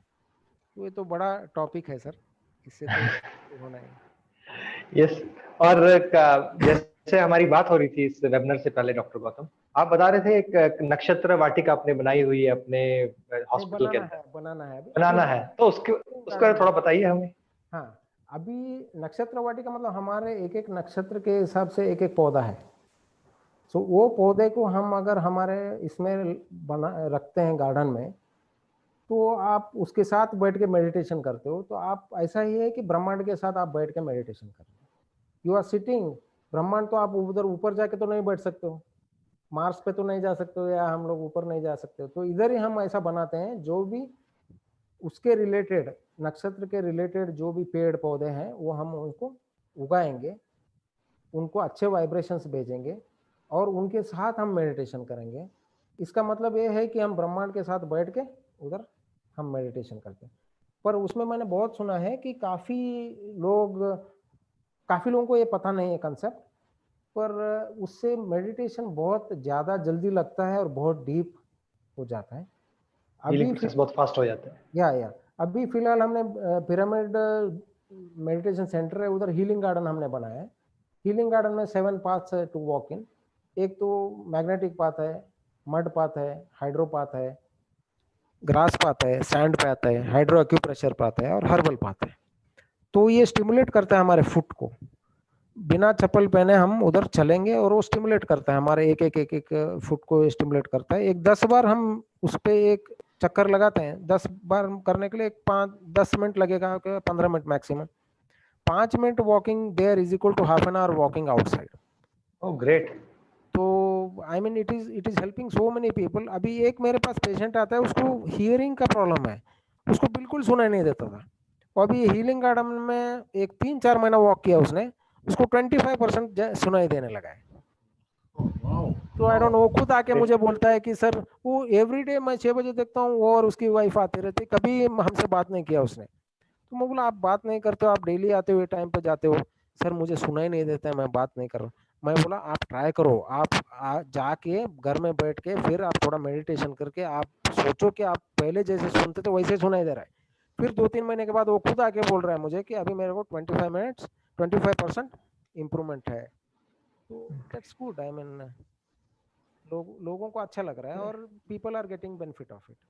जो चीज साइंस बोलती है इम्पॉसिबल, ऐसा नहीं हो सकता है। आपको सुनते हो ऐसा लग रहा है आप जो पहले हम जैसे सोचते हैं स्पिरिचुअलिटी एंड जो साइंस है वो पैरेलल हैं, डिफरेंट पाथ्स है उनके, वो कभी मिल नहीं सकती है। और धीरे धीरे आपको सुनते हो हमें ऐसे लग रहा है जो spiritual doctor for holistic health के जरिए जो स्पिरिचुअलिटी और साइंस का हमारा मिलाने का एक पर्पस है, वो एक हल हो रहा है कि हम उस पाथ के ऊपर पहुंच रहे हैं। थैंक यू डॉक्टर गौतम, आप जितना कुछ बता रहे हैं और सभी जो ये सब नक्षत्र वाटिका हो गया, ये अपने जो हीलिंग गार्डन हो गया, ये हम सब लोगों के लिए एक नई चीज है। काश ऐसी चीजें सारे हॉस्पिटल्स में शुरू हो जाए, ताकि जो होलिस्टिक हीलिंग का कंसेप्ट है, जो mind and body both are not different, उसको सबको समझ आए, तो हमारा जो हेल्थ सिस्टम है बहुत बढ़िया हो जाएगा। बहुत अच्छी बात है। डॉक्टर गौतम, जैसे शुरू में हमने बात किया था, हम क्वांटम हीलिंग के बारे में आपसे जानना चाहते हैं। आप डॉक्टर गोस्वामी के साथ बहुत देर से जुड़े हुए हैं, तो उसके बारे में हम सबको थोड़ा सा अगर बताएंगे तो बहुत अच्छा रहेगा। थोड़ा टेक्निकल वर्ड रहेगा, just in brief and simple thing जो आप हमें बता सके। मैं आपको भी इनवाइट करता हूँ, क्योंकि अभी मैं इधर इंडिया में 2 फैकल्टीज हैं, अभी 2 में मैं एक हूँ जो क्वांटम साइंस और कॉन्शियसनेस इंजीनियरिंग का डिग्री हम लोग सिखाते हैं। वो 2 साल का कोर्स है और डॉक्टर अमित गोस्वामी हमारे टीचर हैं। तो you will have exposure here. आप जो उसमें एनरोल करता है उसको महीने में एक बार एग्जाम्स रहते हैं ऑनलाइन, प्लस साल में 20 डेज उनको कॉन्टैक्ट प्रोग्राम रहता है, जहाँ खुद डॉक्टर अमित गोस्वामी आके उनको सिखाते हैं। तो आप में कोई भी इंटरेस्टेड भी है तो उसके लिए हमने अभी हमारे नीचे 16 PhD स्टूडेंट्स हैं ऑलरेडी, वो स्टार्ट हो गया है उनका काम। तो कभी भी आपको किसी को भी इंटरेस्ट है तो मुझे कांटेक्ट करना। नेक्स्ट बैचेस में आपको इंटरेस्ट है, या डॉक्टर अमित गोस्वामी जब इधर आएंगे आप लोगों को 2-3 दिन वर्कशॉप के लिए आपको मैं इनवाइट भी कर सकता हूँ। तो अभी कमिंग टू क्वांटम नाउ, कि सिंपल एक 20-30 साल पहले अगर मैं साइंटिस्ट को पूछूं कि माइंड क्या है या माइंड और बॉडी क्या है, तो दोनों अलग अलग बोलते थे। जैसे उसको पूछूं कि व्हाट इज माइंड, तो वो बोल सकते थे कि इट डजेंट मैटर। और उनको पूछूं कि व्हाट इज द मैटर, तो बोलते थे नेवर माइंड। तो कुछ उसको ये नहीं था, मतलब उनको क्लियरिटी नहीं था। पर आज क्वांटम साइंस एंटर होने के बाद it's a science of feelings and emotions which affect your body. तो आज क्वांटम साइंस का डेफिनेशन माइंड का ये है कि mind consists of those possibilities of consciousness that when collapses gives you meaning and experience of thinking. समझ में आ रहा है मैं क्या बोल रहा हूँ? Mind consists of those possibilities of consciousness that when collapses gives you meaning and experience of thinking. ठीक है? अभी मैं मैटर का बोलता हूँ, matter is also consists of quantum possibilities of consciousness, those when collapsed that give you the physical sensations like seeing, hearing, tasting, touching, ये सब sensation हो देता है। तो माइंड और बॉडी अभी डिफरेंट नहीं है, mind is a software, body is a hardware. अभी सिंपल इसमें है कि अगर एक आदमी इंटेलेक्चुअल है तो टाइप बी पर्सनालिटी हो गया, इंटेलेक्चुअल आदमी type B personality is more prone for cancer, heart disease also. हाँ, हार्ट डिजीज का हाइपर एक्टिव जो है वो टाइप ए पर्सनालिटी है, जो हार्ट डिजीज बीपी ये उनको ज्यादा रहेगा, कोलेस्ट्रॉल का। जो दोनों है, सपोज हाइपर एक्टिव भी है और इंटेलेक्चुअल भी है, who is a disease prone personality, उसको कोई भी तरह का डिसीज आ सकता है। तो अभी क्वांटम में हम यही बोल रहे हैं कि सब लोग अपने ऊपर ध्यान दो, हील योरसेल्फ, अपना माइंड अपना एनर्जी के ऊपर ध्यान दो।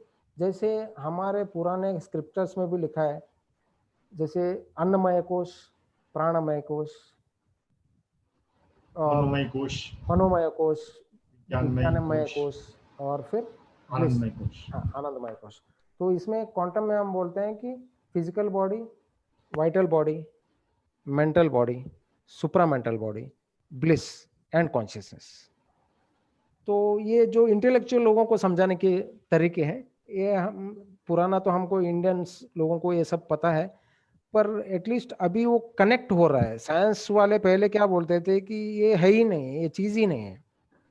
तो अभी हम लोग ये बोलते हैं कि मेंटल बॉडी, वाइटल बॉडी और मेंटल बॉडी आपका बरोबर करो। जैसे प्राणमय कोश और मनोमय कोश को सही करोगे, उधर से ही आपको स्टार्ट होएगा डिसीज।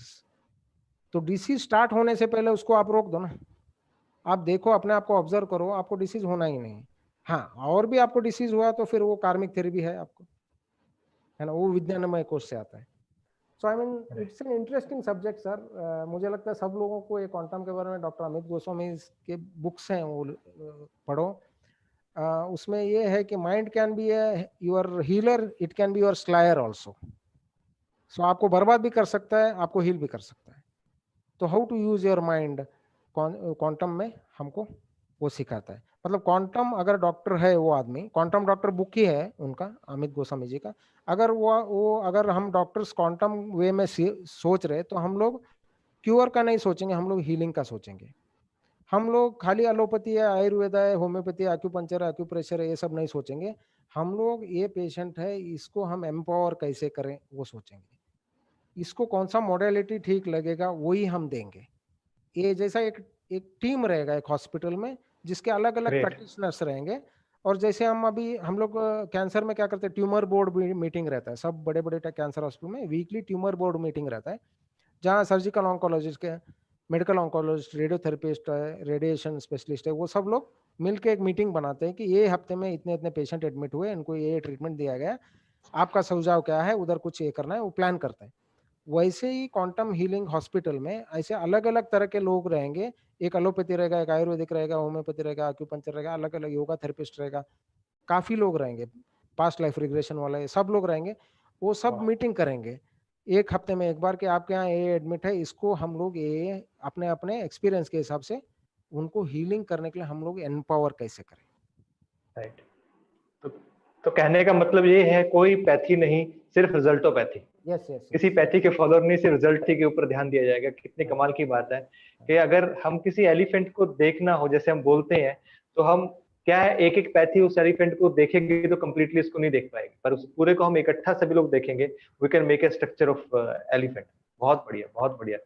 और सर इसके साथ ही मैं मेरे जहन में बात आ रही थी, जैसे हमने बहुत जगह पढ़ा है, हम सबके बॉडी के अंदर कैंसर सेल्स होते हैं, और कैंसर को बनने के लिए बहुत साल लगते हैं, जिसमें आपके इमोशंस काम करते हैं, फूड काम करता है, आपका लाइफस्टाइल काम करता है, आपका जीन्स का कैसे एक्सप्रेशन होता है वो आपके कैंसर को आगे बढ़ाता है, क्योंकि we are all born with a cancer cells. तो इसके साथ एक एपिजेनेटिक्स आ जाती है, कैसे हम उसको हीलिंग करते हैं, कैसे सेल स्ट्रक्चर चेंज होता है, कैसे जीन्स पर से जो है वो हमारा फ्यूचर को डिसाइड नहीं करते, हमारे डिजीज को डिसाइड नहीं करते हैं, हमारी हेरिडिटी को डिसाइड नहीं करते हैं, पर gene expression can be change sir. तो उसके बारे में सर हमें बताइएगा। अभी नॉर्मल हमारा इम्यून सिस्टम अच्छा है तो डेली कैंसर सेल्स तो होंगे। जैसे लॉजिक है, अभी सब समझो कि एक ब्रिक्स का फैक्ट्री है, ब्रिक बना रहा है, वो ब्रिक बना रहा है, 100 ब्रिक बना रहा है, 1000 ब्रिक बना रहा है, उसमें एक 2-4 ब्रिक तो खराब निकलेंगे, उसको हमको साइड में रखना पड़ता है। वैसे ही डेली हम लोग, हमारा बॉडी नया नया सेल्स प्रोड्यूस करता रहता है, तो करता है तो वो एक 100 सेल करेगा, 1000 करेगा, 10,000 करेगा, 1 मिलियन करेगा, उसमें एक एक थोड़े सेल्स करेक्ट नहीं बन पाएंगे तो उसको डिस्कार्ड करना है ना उसको। तो Right. डिस्कार्ड करने के लिए उसको इम्यूनिटी चाहिए। जब वो डिस्कार्ड नहीं होता है तो उधर ही रुक जाता है, फिर वो बॉडी बोलेगा नहीं ये टाइप का भी और एक सेल है, उसका रेप्लिकेट करने लगता है। तो ये एक ही स्टेज है, ये पहले स्टेज है, स्ट्रेस से ही मेन ये स्टार्ट होता है। जैसे कि आप मेलेटोनिन को जानते रहेंगे, मेलेटोनिन हार्मोन्स, बहुत लोगों को इसके बारे में पता नहीं है कि मेजॉरिटी स्ट्रेस जिसमें है मेलेटोनिन का लेवल कम है लोगों में। Okay. मेलेटोनिन एक हार्मोन है जो बरोबर रहा तो आपको डिसीज 90% नहीं होगा।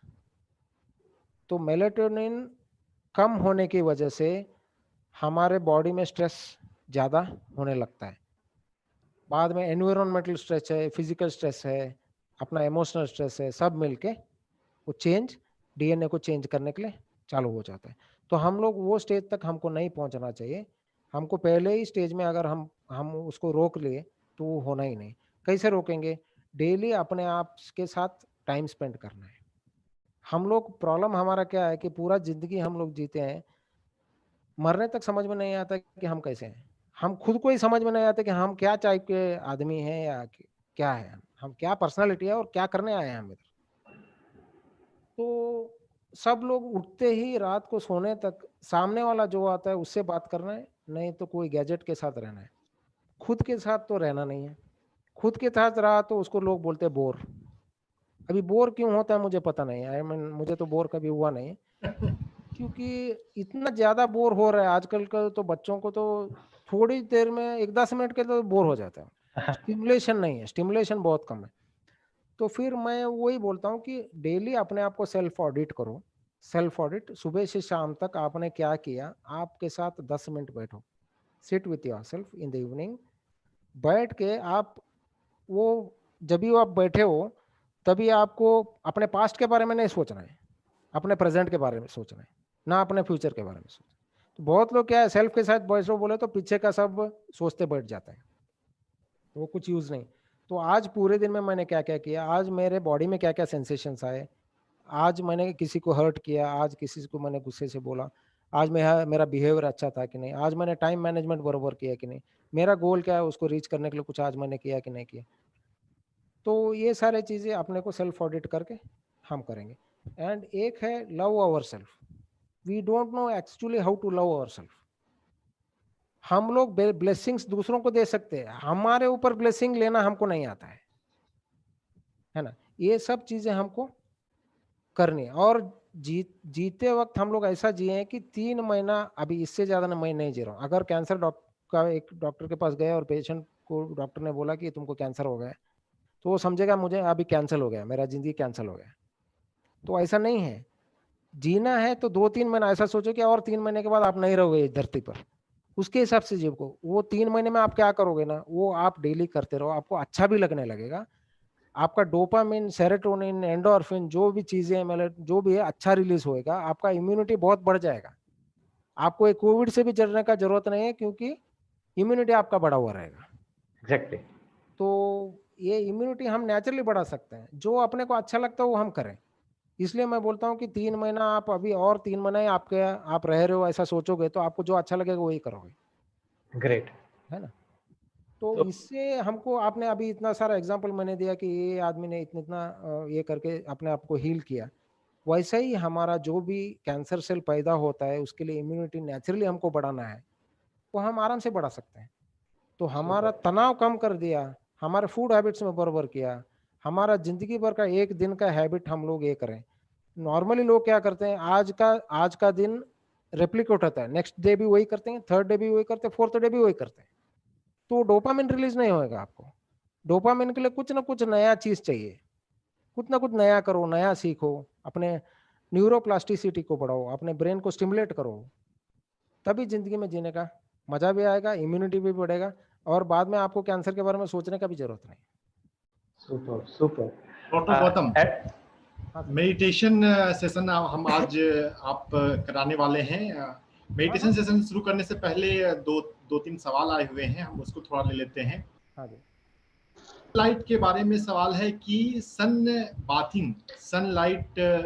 को किस समय लेना चाहिए और कितने देर लेना चाहिए? मॉर्निंग आवर्स इज बेटर, जब भी सनराइज होता है तभी। एक 15 to 20 मिनट्स पर डे लिया तो बस हो जाता है, आपको उतना आ जाता है, अपना विटामिन डी मिल जाता है। Maximum half an hour, no problem.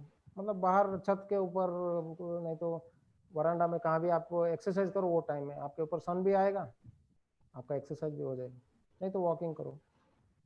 एक सवाल मेरी तरफ से भी है। हाँ। बहुत लोग बातें तो सुन लेते हैं, लेकिन वो एक्शन में उतरे, बिहेवियर में उतरे, इंफॉर्मेशन नॉलेज बने, इसके लिए प्रैक्टिकल वे में क्या करना चाहिए? बहुत लोग पूछते रहते हैं अपने परिवार में कि मैं तो मेडिटेशन कर रहा हूँ, लेकिन मेरे परिवार के लोग, परिवार में कैंसर के पेशेंट घर में हैं, लेकिन उनको कहने के बावजूद वो उतने इंस्पायर नहीं हो रहे। तो दूसरों को इंस्पायर करने के लिए जो इन्फॉर्मेशन है उसको प्रैक्टिकल नॉलेज बनाने के लिए किस तरह से मोटिवेट किया जाए?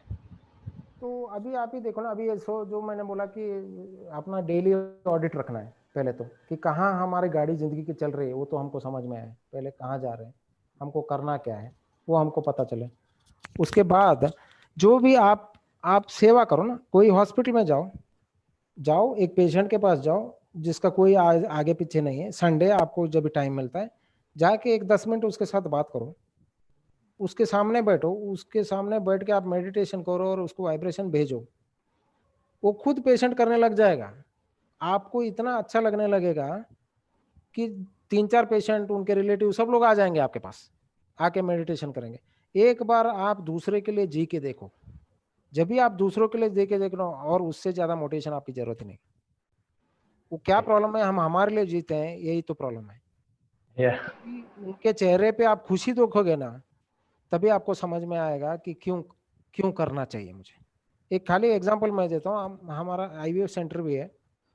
लास्ट ईयर 14 बच्चे जो पैदा हुए थे, 14 पेशेंट्स के बच्चे, अगर मेल हुआ तो मेरा नाम, अगर फीमेल हुए तो मेरे वाइफ का नाम रखा है बच्चों को। अरे वाह। हाँ, तो फिर ये क्या है, ये इतना मोटिवेशन आपको किक देता है ना, कि आपको जिंदगी भर कोई बोलेगा नहीं कर, बोलो तो भी आप करोगे। यस, है ना। और क्या चाहिए आपको, दुआएं तो कमाई नहीं है आपका। Exactly. दुआओं का खाता जितना आप बढ़ाओगे उतना आपको मोटिवेशन रहता रहेगा। बहुत बढ़िया। बाहर जाओ, कितने लोगों को जरूरत है, पैसा देना ही जरूरी नहीं है, आप खाली वाइब्रेशन भेजना, उतना ही करो बस, है ना। इसको बहुत काम आएगा। इसको ब्रह्म कुमारी में मनसा सेवा बोलते हैं। अपने मन से ही सेवा करो ना। यस, कितनी बढ़िया सुंदर बात बोली है डॉक्टर गौतम आपने। किसी की मुस्कुराहट बांटने में, किसी को खुशी देने में जो खुशी मिलती है, जो उसमें एक सेक्शन मिलती है, जो दुआ मिलती है, उसके जैसी हीलिंग पावर कहीं भी नहीं। बहुत बढ़िया बात, बहुत बढ़िया बात। और डॉक्टर गौतम, हम जानते हैं आप अपने जो आसपास के एग्रीकल्चर के जो किसान हैं, फार्मर्स हैं, उनकी भी आप उनको ऑर्गेनिक फार्मिंग के लिए मोटिवेट कर रहे हैं। और साथ ही हमारी बात हो रही थी जो अग्निहोत्रा के बारे में, वो क्या चीज है, और उसके बारे में भी, क्योंकि बहुत सारे और क्वेश्चन भी आ रहे हैं जो हमारे दर्शक हैं वो ये पूछ रहे हैं, जो हीलिंग गार्डन है उसके बारे में बताइए, कैसे हम जो क्वांटम हीलिंग है उसको ज्वाइन कर सकते हैं। तो उसकी डिटेल अगर कुछ हो तो वो भी, आपका नंबर मैंने सब लोग के साथ शेयर कर लिया है, तो दे कैन आस्क यू। आपका मेल आईडी भी आप। अभी कोविड टाइम में क्या है, शाम तक मैं फोन नहीं उठाता है। यस, शाम में उठाएगा, क्योंकि वो सब किट वगैरह पहना रहता है, राइट। हॉस्पिटल में रहता था अभी। तो मेल तो कर ही सकते, कोई मेल। आप अपना, हम लोग आपका ईमेल आईडी जो है वो नीचे टाइप कर देंगे। और साथ ही साथ बहुत सारे लोग जो ये जानना चाह रहे हैं, जो अग्निहोत्र है वो कैसे होता है मेडिटेशन से पहले? नहीं, कैसे अग्निहोत्रा ये आज का नहीं है, ये इंडस वैली में करते थे लोग। कितना पुराना है, सरस्वती इंडस वैली का। ये कब से ज्यादा होने लगा, भोपाल गैस ट्रेजेडी आपने सुना रहेगा, Bhopal gas tragedy. Gas tragedy, हाँ, तो वो जहाँ भोपाल गैस का ट्रेजेडी हुआ था, उधर से 2 किलोमीटर के अंदर 4 घर थे। वो जब भी गैस लीक हुआ तो उधर से 100 से 150 किलोमीटर दूर सब लोगों को इफेक्ट हुआ, पर वो जो 4 घर में थे उनको किसको कुछ नहीं हुआ, जो 2 किलोमीटर के अंदर थे। कुछ भी नहीं हुआ उनको, उनका नेक्स्ट जनरेशन भी कुछ नहीं हुआ। तो फिर पता चला कि ये करते क्या है, ये लोग अग्निहोत्र होमा डेली करते थे घर में। तो ये क्या, ये खाली अग्नि को याद करना है, मतलब सन को याद करना है सूर्योदय या सूर्यास्त के टाइम में। तो इसके बाद एक एक्चुअली एक ऐसा हुआ कि हमारे जो क्वांटम के स्टूडेंट्स थे उन्होंने मुझे ऐसा क्वेश्चन पूछा कि इंडिया से आप अग्निहोत्र सीखे हो, आप अग्निहोत्र नहीं करते हो क्या? फिर मैंने इसके ऊपर रिसर्च बहुत किया, नेट पे गया, देखा, बहुत सारे रिसर्च आर्टिकल इसके ऊपर है। एक ऑस्ट्रेलिया में एक फार्मर बंजर जमीन लिया उसने 60 एकर्स का, उधर अग्निहोत्र स्टार्ट किया उसने। अग्निहोत्र कैसे करते हो मैं आपको बोलता हूँ। अग्निहोत्र बहुत सिंपल चीज़ है। एक इन्वर्टेड कॉपर पिरामिड लेते हैं, छोटा वाला, छोटा, एक 4-5 इंच बाय 4-5 इंच का रहता है, और कौडंग और कऊ का घी और अनपॉलिश्ड राइस, रेड राइस रहा तो ठीक है, इतना ही डालना है हमको, ठीक है। तो मॉर्निंग टाइम में हम लोग सूर्योदय सूर्यास्त का ऐप आता है, कौन से टाइम पे सूर्योदय सूर्यास्त है वो पता चलता है। एग्जैक्टली वो टाइम पे हमको 2 सेंटेंस बोलना है, सुबह और शाम। वो तो अपने को नेट पे भी मिल जाएगा और कहाँ भी अपने को ऐप में भी मिल जाएगा। तो वो 2 सेंटेंस हमको रिचुअल करना है, अग्नि तभी हमको जलानी है। और उससे क्या होता है वो मैं आपको बोलता हूँ। अग्निहोत्र में पहले तो हमारा energy, oxygen level 100% oxygen release होता है वो जब भी हम करते हैं तभी। तो पोल्यूशन जो है वो पोल्यूशन हमारा काफ़ी कम हो जाता है। अपना इंडोर पोल्यूशन, इंडोर पोल्यूशन कोई ध्यान नहीं देता है, हम डॉक्टर्स लोग भी इंडोर पोल्यूशन के ऊपर ध्यान नहीं दे रहे हैं। इंडोर पोल्यूशन आजकल रेस्पिरेटरी या कोई हमारे बीमारी के लिए बहुत बड़ा कारण है। हवा उतना नहीं आती है घरों में, जहाँ भी ये प्रॉब्लम्स है ये बहुत काम आता है। वो गांव में अगर 1% लोग, एक गांव में 1% लोग अग्निहोत्र किए तो वो उस दिन कुछ भी उनको आउटडोर पोल्यूशन नहीं रहेगा, उनके घर में भी नहीं रहेगा, उनके गांव में भी नहीं रहेगा। 1% ऑफ पॉपुलेशन इफ वो करते हैं तो इसमें क्या होता है, ऑक्सीजन लेवल आपका ज़्यादा होता है, इम्यूनिटी पावर आपका बढ़ता है, प्लांट्स के लिए अच्छा है और एनिमल्स के लिए भी अच्छा है। आपका जियोपैथिक स्ट्रेस कम करेगा, वास्तु जियोपैथिक स्ट्रेस कम करेगा। Positive environment, peace and happiness आपका बढ़ाएगा, कामनेस ऑफ माइंड आपको बढ़ाएगा। इसकी वजह से आपको अबंडेंस भी ज़्यादा हो सकता है।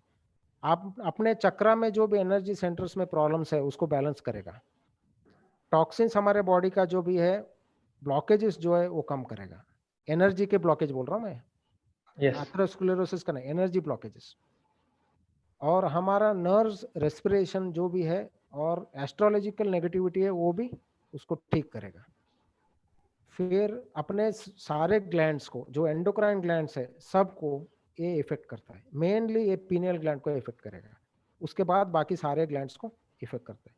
इसका ऐश हम लोग यूज करते हैं, कोई भी स्किन डिसीज है उसके लिए हम लोग लगा सकते हैं, कोई भी पेट को लगा है उसको, कोई भी पेड़ को कुछ ऐसा हमने काटा हुआ है उधर हम लगा सकते हैं। इसको पेस्टिसाइड जैसे यूज कर सकते हैं हम, और इसको गोबर की जैसे भी यूज कर सकते हैं, इसका जो ऐश है। ग्रेट। तो उनको और कुछ डालने का जरूरत नहीं। अगर कोई फार्मर है डेली सुबह और शाम में ये करे और उसका ऐश है वो खाली उसको पेड़ को डाले, और कुछ आपको डालने का जरूरत नहीं।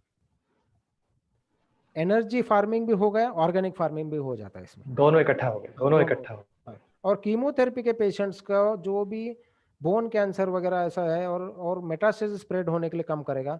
कीमोथेरेपी में जो उनको ज़्यादा नोजिया, वॉमिटिंग ये सब सिम्टम्स आते हैं वो सब कम करता है। ब्लड का क्लॉट्स हमको कम करेगा। वुमेन्स में मासिक प्रॉब्लम्स जो है और बोन वीकनेस, ऑस्टोपेरोसिस है वो कम करता है। हार्डनेस ऑफ वाटर हमारा, अगर सपोज 90% हार्डनेस ऑफ वाटर कम करेगा। जिसके घर में नल हार्डनेस ऑफ वाटर से प्रॉब्लम हो रहे तो इसका जो ऐश है, अगर आप पानी की टाकी में हम डालें या सैंड फिल्टर में इसका ऐश डालें तो 90% तक हार्डनेस चला जाता है चले जाते हैं, बहुत केमिकल कंपोनेशन वाटर में।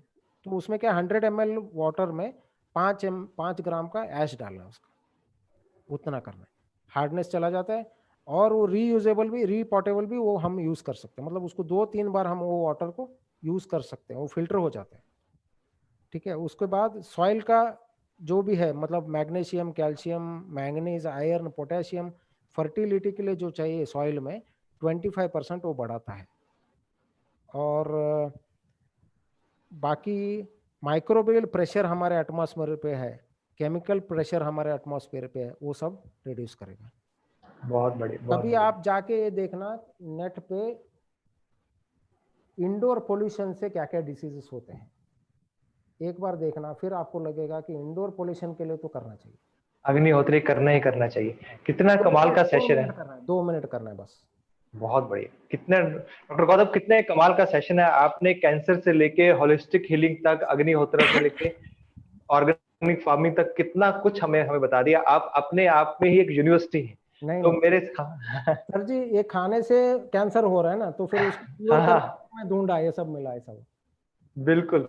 तो जो हमारे साथ आज बहुत सारे डॉक्टर्स जुड़े हुए हैं, बहुत सारे जो ऐसे साइंटिस्ट हैं, और जो लोग लाइफ को और होलिस्टिकली जीना चाहते हैं, ऐसे बहुत सारे लोग हमारे साथ अभी जूम पे और हमारे यूट्यूब चैनल के साथ जुड़े हुए हैं। और मैं अपने दर्शकों से, अपने दोस्तों से ये बात कर रहा हूँ, अगर आपके आसपास भी डॉक्टर गौतम जैसे और डॉक्टर्स हों जो हमें अनलाइटन कर सके, हमें और इन सब चीजों के बारे में बता सके, प्लीज हमें नीचे जो ईमेल दिया गया है उस पे हमें इंफॉर्मेशन दें, बताएं। आप चाहते हैं वो इस प्लेटफॉर्म पे आए। हम हर संडे, जब तक मैं डॉक्टर सौरभ जिंदा है, हमने ये सोच लिया है, सुबह 11 से 11 तक हम पक्का आएंगे, कुछ भी हो जाए। जब मैं आऊंगा या डॉक्टर सौरभ आएंगे, दोनों में से हम में एक बिजी होगा। तो हम इस प्लेटफॉर्म को और बड़ा कर सकें, और लोगों तक पहुंच सकें, और उस नॉलेज को कंपाइल कर सकें। हमारा ये भी प्लान है, जो जितने भी स्पीकर्स आते हैं उनकी जो टॉक्स हैं उसको कंपाइल करके एक बुक के रूप में प्रोड्यूस किया जाए, और उसको हर ईयरली बुक बना के शेयर किया जाए। तो इसका रिकॉर्डिंग यस, इसका रिकॉर्डिंग है सर, पूरा रिकॉर्डिंग हो चुका है, और अभी यूट्यूब के ऊपर इसका रिकॉर्डिंग है। अच्छा, तो और तो पॉइंट बोलना चाहता हूँ कि सर हम सर इसे क्या करते हैं, अभी ये वॉक इन होता है एक पेशेंट, तो हम लोग उसको पहले तो ब्रेन और उसका हार्ट का कोहेरेंस लेवल चेक करते हैं। उनको हम बोलते हैं कि 5 मिनट आप बैठो इधर, ध्यान करो, और फिर हम देखते हैं उनका ब्रेन का और हार्ट का मैप करके कितना वो लोग स्ट्रेस में है, और उनको सिखाते, उनको बोलते हैं कि देखो तुम्हारा स्ट्रेस लेवल इतना है, इसको खाली तुमको कुछ नहीं करना है, सांस लेना और सांस छोड़ना है, इतना तुम प्रैक्टिस करोगे ना तो तुम्हारा स्ट्रेस लेवल कम हो जाएगा। मेरे से गोली जो मैं दे रहा हूँ वो भी कम देना पड़ेगा, और धीरे धीरे गोली भी कम हो जाएगी तुम्हारी। और उसके बाद हम लोगों को अफर्मेशंस देते हैं, सबलिमिनल मैसेजिंग देते हैं, पिरामिड्स होलोग्राम वाले रहते हैं जो पानी चार्ज करके उनको उनके डिसीज के हिसाब से होलोग्राम बनाए गए हैं। वो सबलिमिनल मैसेजिंग बहुत काम आता है। सबलिमिनल मतलब हमको समझ में नहीं आता है, पर सबकॉन्शियस माइंड को उसका इफेक्ट होता है। और हम लोग ब्रेन टैप बोल के एक इंस्ट्रूमेंट भी यूज़ कर सकते हैं, जिसकी वजह से सबकॉन्शियस माइंड में जो पेशेंट को हमको क्या बिठाना है वो हम बिठा सकते हैं।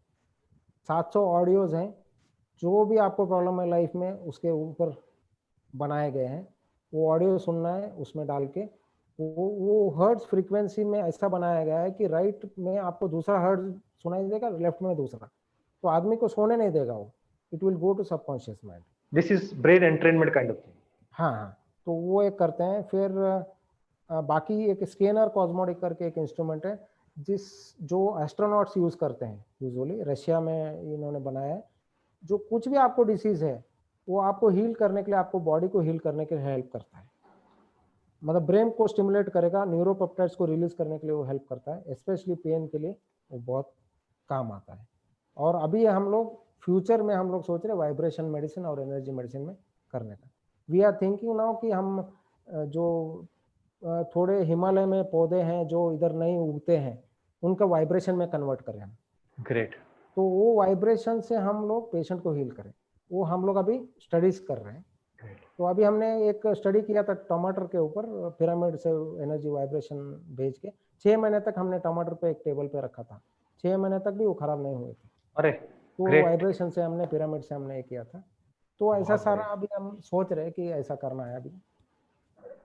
तो डॉक्टर गौतम, ऐसे लग रहा है, हमारा मन तो ऐसे कर रहा है आपको सुनते जाएं, लेकिन समय के जो लिमिटेशन है, और आज हम आपको मतलब बिना आप हमें मेडिटेशन सिखाए, हमें मेडिटेशन कराए, आप जा भी नहीं सकते हैं। तो अभी इसके बाद हम टाइम कितना है हमारे पास अभी? टाइम सर हमारे पास लगभग 15 मिनट और हैं जब हम मेडिटेशन कर सकते हैं। ठीक है। और thank you very much. Meditation के बाद हमारा सेशन खत्म हो जाएगा, और नेक्स्ट वीक हम एक नए डॉक्टर के साथ मिलेंगे, डॉक्टर गिरधर के साथ में। ही इज ए साइकाट्रिस्ट, और उनसे सीखेंगे माइंड की कैसे हम माइंड का हाइजीन क्रिएट कर सकते हैं, कैसे उसके साथ साइकेट्रिक डिजीज उससे बाहर आ सकते हैं। तो doctor Saurabh. Thank you doctor Gautam, आपने काफ़ी शेयर किया और वैसे ये ज्ञान तो बहुत डीप है, तो समय लगाना होगा समझने के लिए, चिंतन करने के लिए। लेकिन प्रैक्टिकल एस्पेक्ट जो है मेडिटेशन का, तो वो मेडिटेशन के बारे में तो बताते हुए हम लोगों को अब आप मेडिटेशन प्रैक्टिकल में ले चलिए। हाँ जी, हाँ जी। हम आज हमारे इमोशन निकाल देंगे, जो भी हमारे में ब्लॉकेज, इसे निकाल देंगे। Thank you. बिल्कुल, हम तो वेट कर रहे हैं ये हमारे लिए, आपसे मेडिटेशन करना। आपके हॉस्पिटल में इतने लोग जो हैं, उन्होंने अपने बच्चों के नाम आपके नाम पे रखा हुआ है, और आप अपने हॉस्पिटल में जो बच्चे हैं उनको साउंड हीलिंग देते हैं, पेशेंट्स उनको साउंड हीलिंग देते हैं, नक्षत्र वाटिका बनाया हुआ है, अपने हीलिंग वाटिका बनाया हुआ है। और आप अपने आप में, मैं तो इस बात में कहने में मेरे को कोई भी वो डबल माइंडेड नहीं हूँ, आप अपने आप में एक यूनिवर्सिटी हैं डॉक्टर गौतम। हमने आपसे जो सीखा है, और हम चाहेंगे फिर से आप एक सेशन हमारे साथ लें, जहाँ पे हम आपके बारे में, आप जो कर रहे हैं उसके बारे में, और साथ में जो आप जितना कुछ है उसकी फोटोग्राफ भी हमें देखने को मिलेंगे, आप जो अपने हॉस्पिटल में जो सब कुछ कर रहे हैं। तो दैट विल बी ग्रेट। आप सब लोग हमारे हॉस्पिटल आ सकते हो। अरे थैंक यू। Live experience. बिल्कुल सर, हम लोग आना चाहेंगे। और हम लोग जो हमारा ग्रुप बना हुआ है स्पिरिचुअल डॉक्टर्स का, जिसमें लगभग पूरे इंडिया से 80 डॉक्टर्स हैं, हम तो प्लान कर रहे थे आपके हॉस्पिटल में आके वहाँ पे एक रिट्रीट करें हम लोग, वहाँ पे 5 दिन आपके पास रहें। क्वांटम का एक रिट्रीट करेंगे, क्वांटम का एक रिट्रीट, हाँ, क्वांटम हीलिंग का। हाँ, हम लोग तो प्लान कर रहे थे, पहले की बात कर रहे थे। हाँ। भी आपके पास आके काम से 5 दिन क्या पंचकर्मा भी होता है, नेचुरोपैथी भी होता है, आयुर्वेदिक के डॉक्टर्स भी हैं, तो सारा इंटीग्रेटिव है, तो बहुत बढ़िया, बहुत बढ़िया। तो जो लोग भी हमारे साथ चलना चाहते हैं डॉक्टर गौतम के पास, प्लीज अपने जो ईमेल्स है पर नंबर है, और जो हमारा ग्रुप है उसके डॉक्टर रंजन जो है ग्रुप का जो लिंक है वो शेयर कर देंगे। और ओवर टू डॉक्टर गौतम। हम spiritual doctors for holistic health से मैं डॉक्टर संदीप जोत और डॉक्टर सौरभ रंजन आपका बहुत धन्यवाद करते हैं। और शायद मैं ये कहना चाहता हूँ, जो हमारी लाइफ इस सेशन से पहले थी, जहाँ पे हमारी सोच थी, अभी हम वो इंसान नहीं रहे हैं। हम जो आपने हमें बताया उसमें से एक चीज तो हम सभी लोग अपनी लाइफ में उसको इंक्लूड करेंगे, चाहे वो सन बात हो, चाहे वो हीलिंग हो, चाहे आपके बेयर फुट चलने का हो, चाहे फूड के ऊपर हो, चाहे वो साइकोसोमैटिक जो है माइंड और क्या कनेक्शन है। और बुक्स पढ़ेंगे और लोगों से मिलेंगे और लोगों को जानेंगे। Over to you sir. Thank you sir, thank you. और ये लगा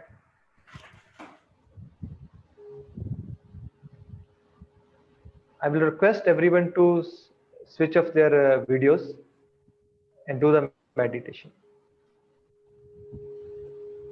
सब लोग अपने आंखें बंद करेंगे।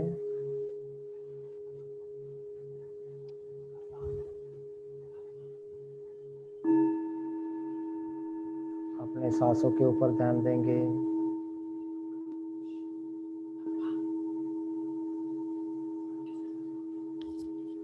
सांस आ रही है,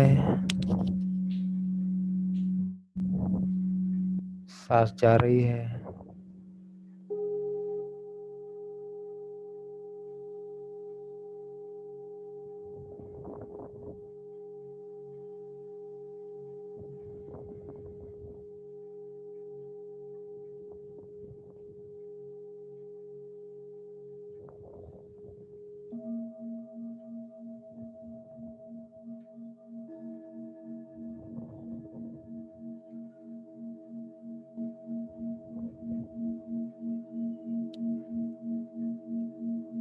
अपने आप को रिलैक्स करना है।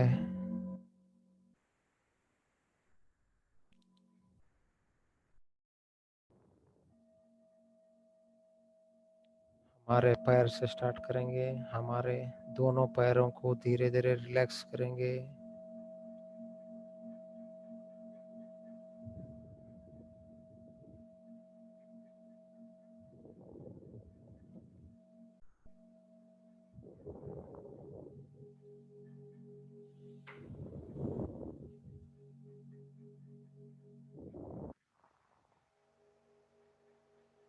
हमारे बैक को रिलैक्स करेंगे।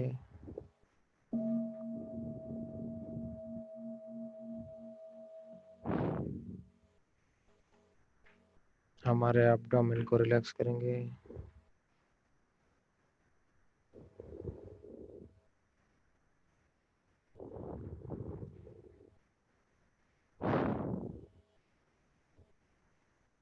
हमारे नेक को रिलैक्स करेंगे।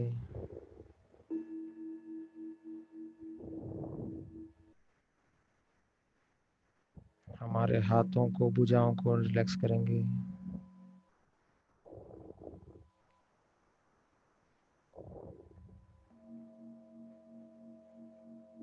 हमारे मस्तिष्क को रिलैक्स करेंगे।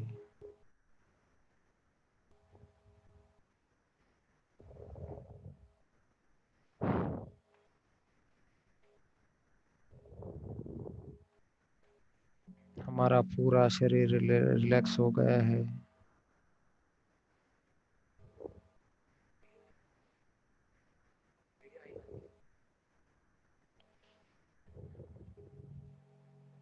हमारा पूरा शरीर हल्का हो गया है।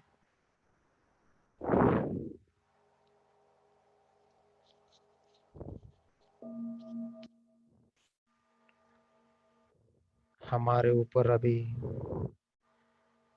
हरे रंग की किरणों की बौछार हो रही है। हमारे हेयर सोल से हरे रंग की किरणें हमारे शरीर के ऊपर गिर रही हैं।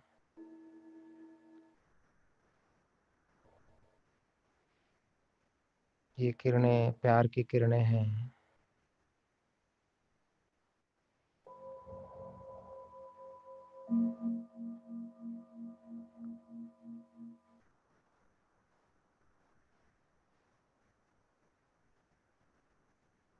ये किरणें हमारे शरीर के एक एक कण में जा रही हैं, फैल रही हैं और प्यार का वाइब्रेशन बढ़ा रही हैं।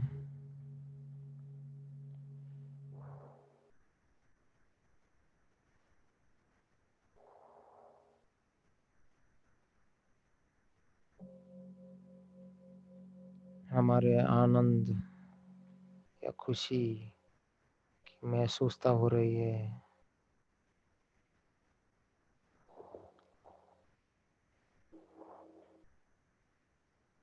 हमें बहुत अच्छा लग रहा है।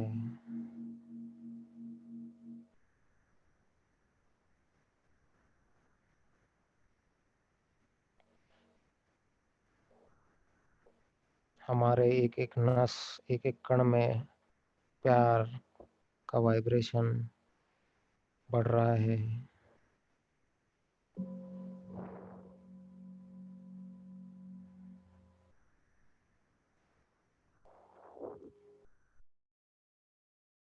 हमारे हार्ट में प्यार के वाइब्रेशन बढ़ रहे हैं।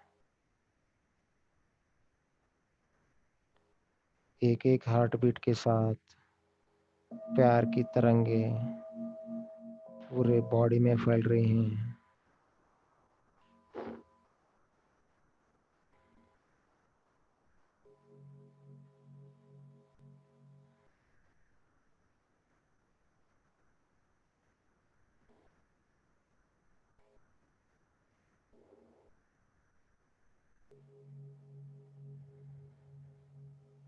हमें ऑलमाइटी से भरपूर प्यार मिल रहा है। वो हरे रंग की किरणें हमारे शरीर में सब जगह हैं और हमारे ऑरा में हैं और हमारे शरीर के बाहर भी निकल रही हैं।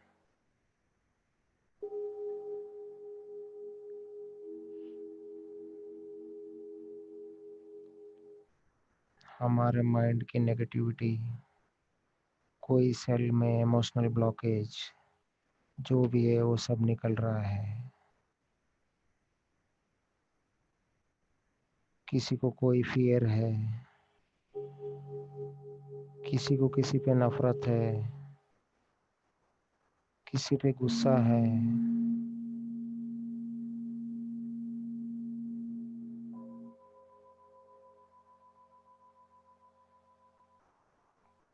कोई परसों से छुपाया हुआ, दबाया हुआ इमोशन है, कोई द्वेष है। सारा आज हमें निकालना है।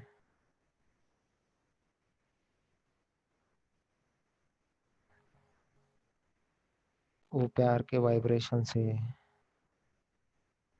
वो लव एनर्जी से ये सारा नेगेटिविटी बाहर निकल रहा है।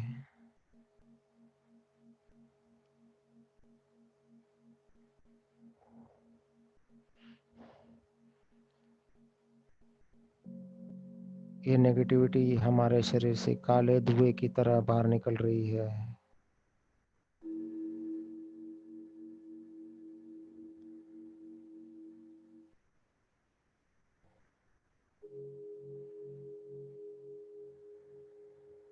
हम परमात्मा से आई हुए किरणों को, प्यार की किरणों को हमारे अंग अंग में समा रहे हैं।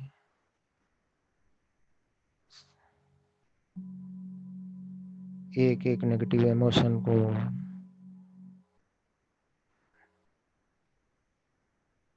बाहर निकाल रहे हैं और प्यार भर रहे हैं।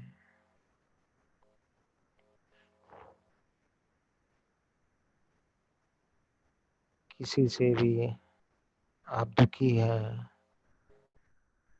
जो जाने और अनजाने में आपको दुख हो गया है, जिनसे, उनको आज हम तहे दिल से माफ करेंगे। ये प्यार का वाइब्रेशन हम उनको पहुंचा रहे हैं।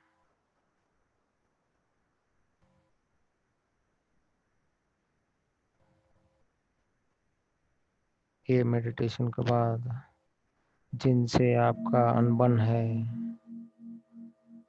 उनको आप एसएमएस करके या फोन करके माफी मांग लोगे, भले ही उनकी गलती हो।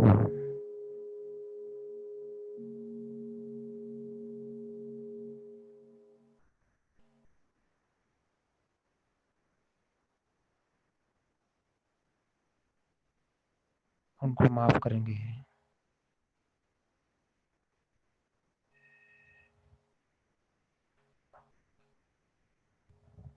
आज पूरे ऐसे इमोशंस हम बाहर निकाल फेंकेंगे।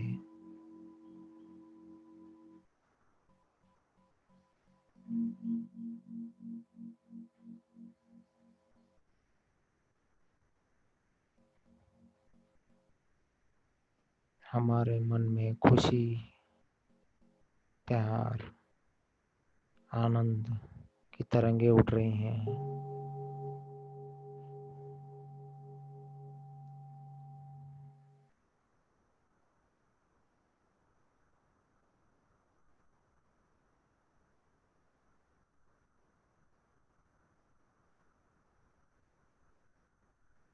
महसूस कीजिए।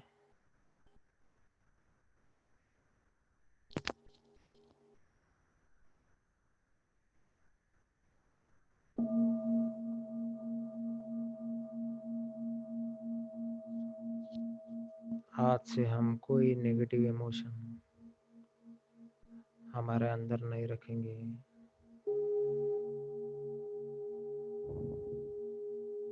आज लास्ट डे है। ये मेडिटेशन के बाद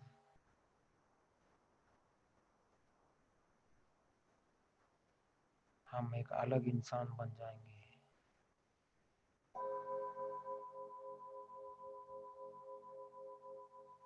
हमारे सारे इमोशनल ब्लॉकेज खुल गए हैं।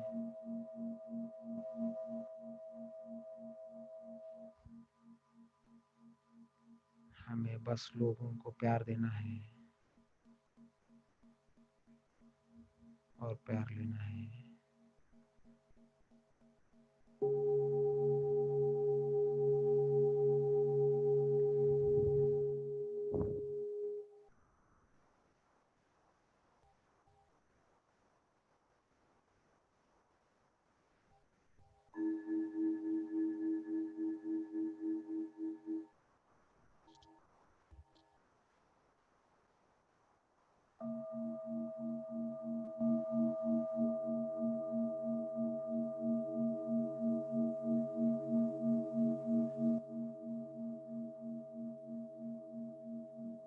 अपना बॉडी अभी एक छोटे नवजात शिशु के जैसे हो गया है।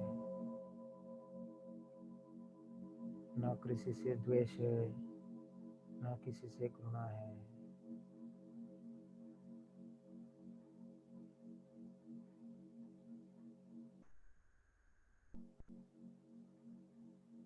अपनी बॉडी, मन पूरा एनर्जी से भर गया है।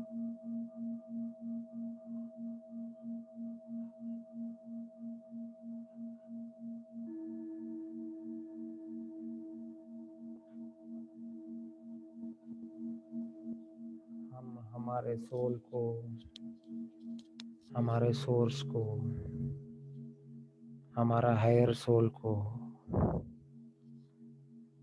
ब्रह्मांड को, कॉन्शियसनेस को थैंक्स दे रहे हैं।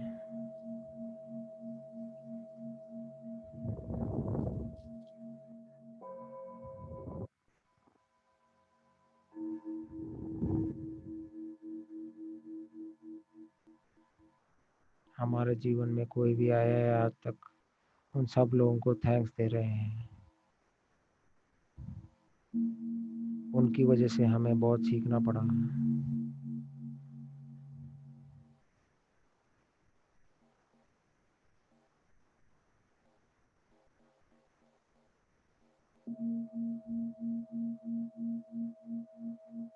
और एक बार जिससे भी हमको तकलीफ हुई है उनको फॉरगिव करेंगे।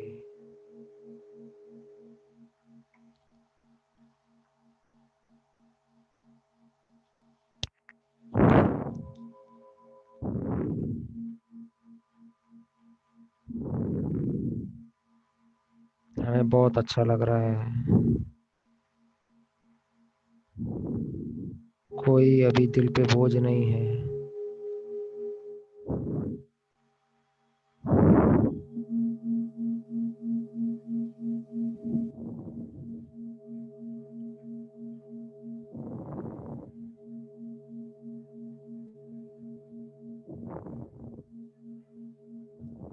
उसी प्यार और आनंदमय वातावरण से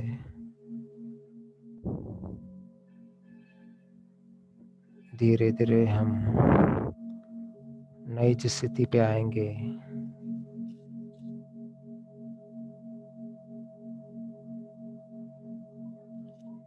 आपको जब भी लगे धीरे धीरे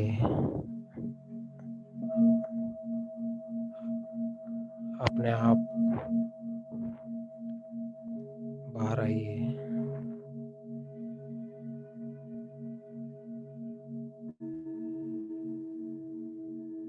धीरे धीरे आँख खोल सकते हैं।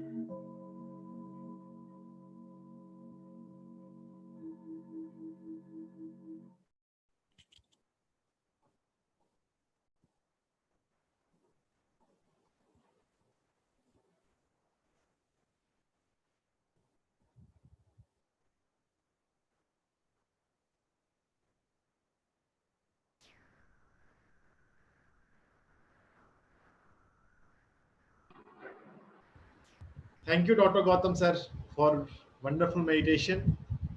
Thank you sir. उम्मीद करता हूँ ऑडियंस फॉरगिव कर पाएंगे, अपने माइंड को लाइट रख पाएंगे। आपके जैसे और डॉक्टर्स अगर लोगों को बताने लगे तो ह्यूमैनिटी का हेल्थ, लोगों का हेल्थ बेहतर हो जाएगा, इसमें कोई डाउट नहीं है। Thank you very much sir.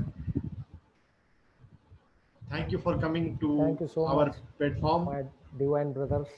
लोगों के रिक्वेस्ट आए हैं कि आपको दोबारा बुलाना चाहिए। थैंक यू सर का सेशन बहुत अच्छा लगा, बहुत अच्छा है।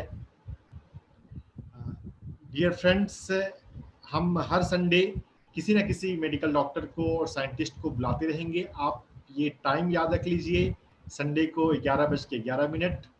हमारे Facebook page spiritual doctors for holistic health और YouTube channel spiritual doctors for holistic health, दोनों को लाइक कर लीजिए, सब्सक्राइब कर लीजिए। आपको सारे इंफॉर्मेशन ऑफिशियली इन दोनों प्लेटफॉर्म पे ही आएंगे। तो आप इनसे जुड़ें और अपना नॉलेज बढ़ाते रहें, अपने आप को हेल्दी रखें, स्वस्थ रखें। कोरोना के टाइम में अपने आप को डरे नहीं, अपना मोरल डाउन मत करें। हम नेक्स्ट संडे फिर मिलेंगे। Final words doctor Sandeep. Next week जो हमारे एक spiritual doctor for holistic health आने वाले हैं, उनका नाम है डॉक्टर विजय गिरधर। वो सेक्टर 16 में साइकेट्री के डिपार्टमेंट के एचओडी हैं, और I am very excited to talk to him and उनके जो मेंटल हेल्थ है उसके बारे में जानने के लिए। जैसे आज हमने इतना कुछ जाना है और हमने इतना कुछ पा लिया है, उसको डाइजेस्ट करने के लिए हमें बहुत टाइम लग जाएगा जितना हम डॉक्टर गौतम से सीखा है। इसी के साथ मैं अपने सभी साथियों का और डॉक्टर गौतम का तहे दिलों प्रणाम करता हूँ। मेरी आत्मा उनको दिल से प्रणाम करती है। And this was a super session sir, and thank you very much. See you next week at 11:11 Sunday, next Sunday. Thank you sir, thank you. एक लोगों ने एक सवाल पूछा है कि ये रिकॉर्डिंग कहाँ पे अवेलेबल होगी। हमारा जो यूट्यूब चैनल है spiritual doctors for holistic health, उसी यूट्यूब चैनल पे ये रिकॉर्डिंग अवेलेबल होगी। Thank you, thank you very much. Thank you.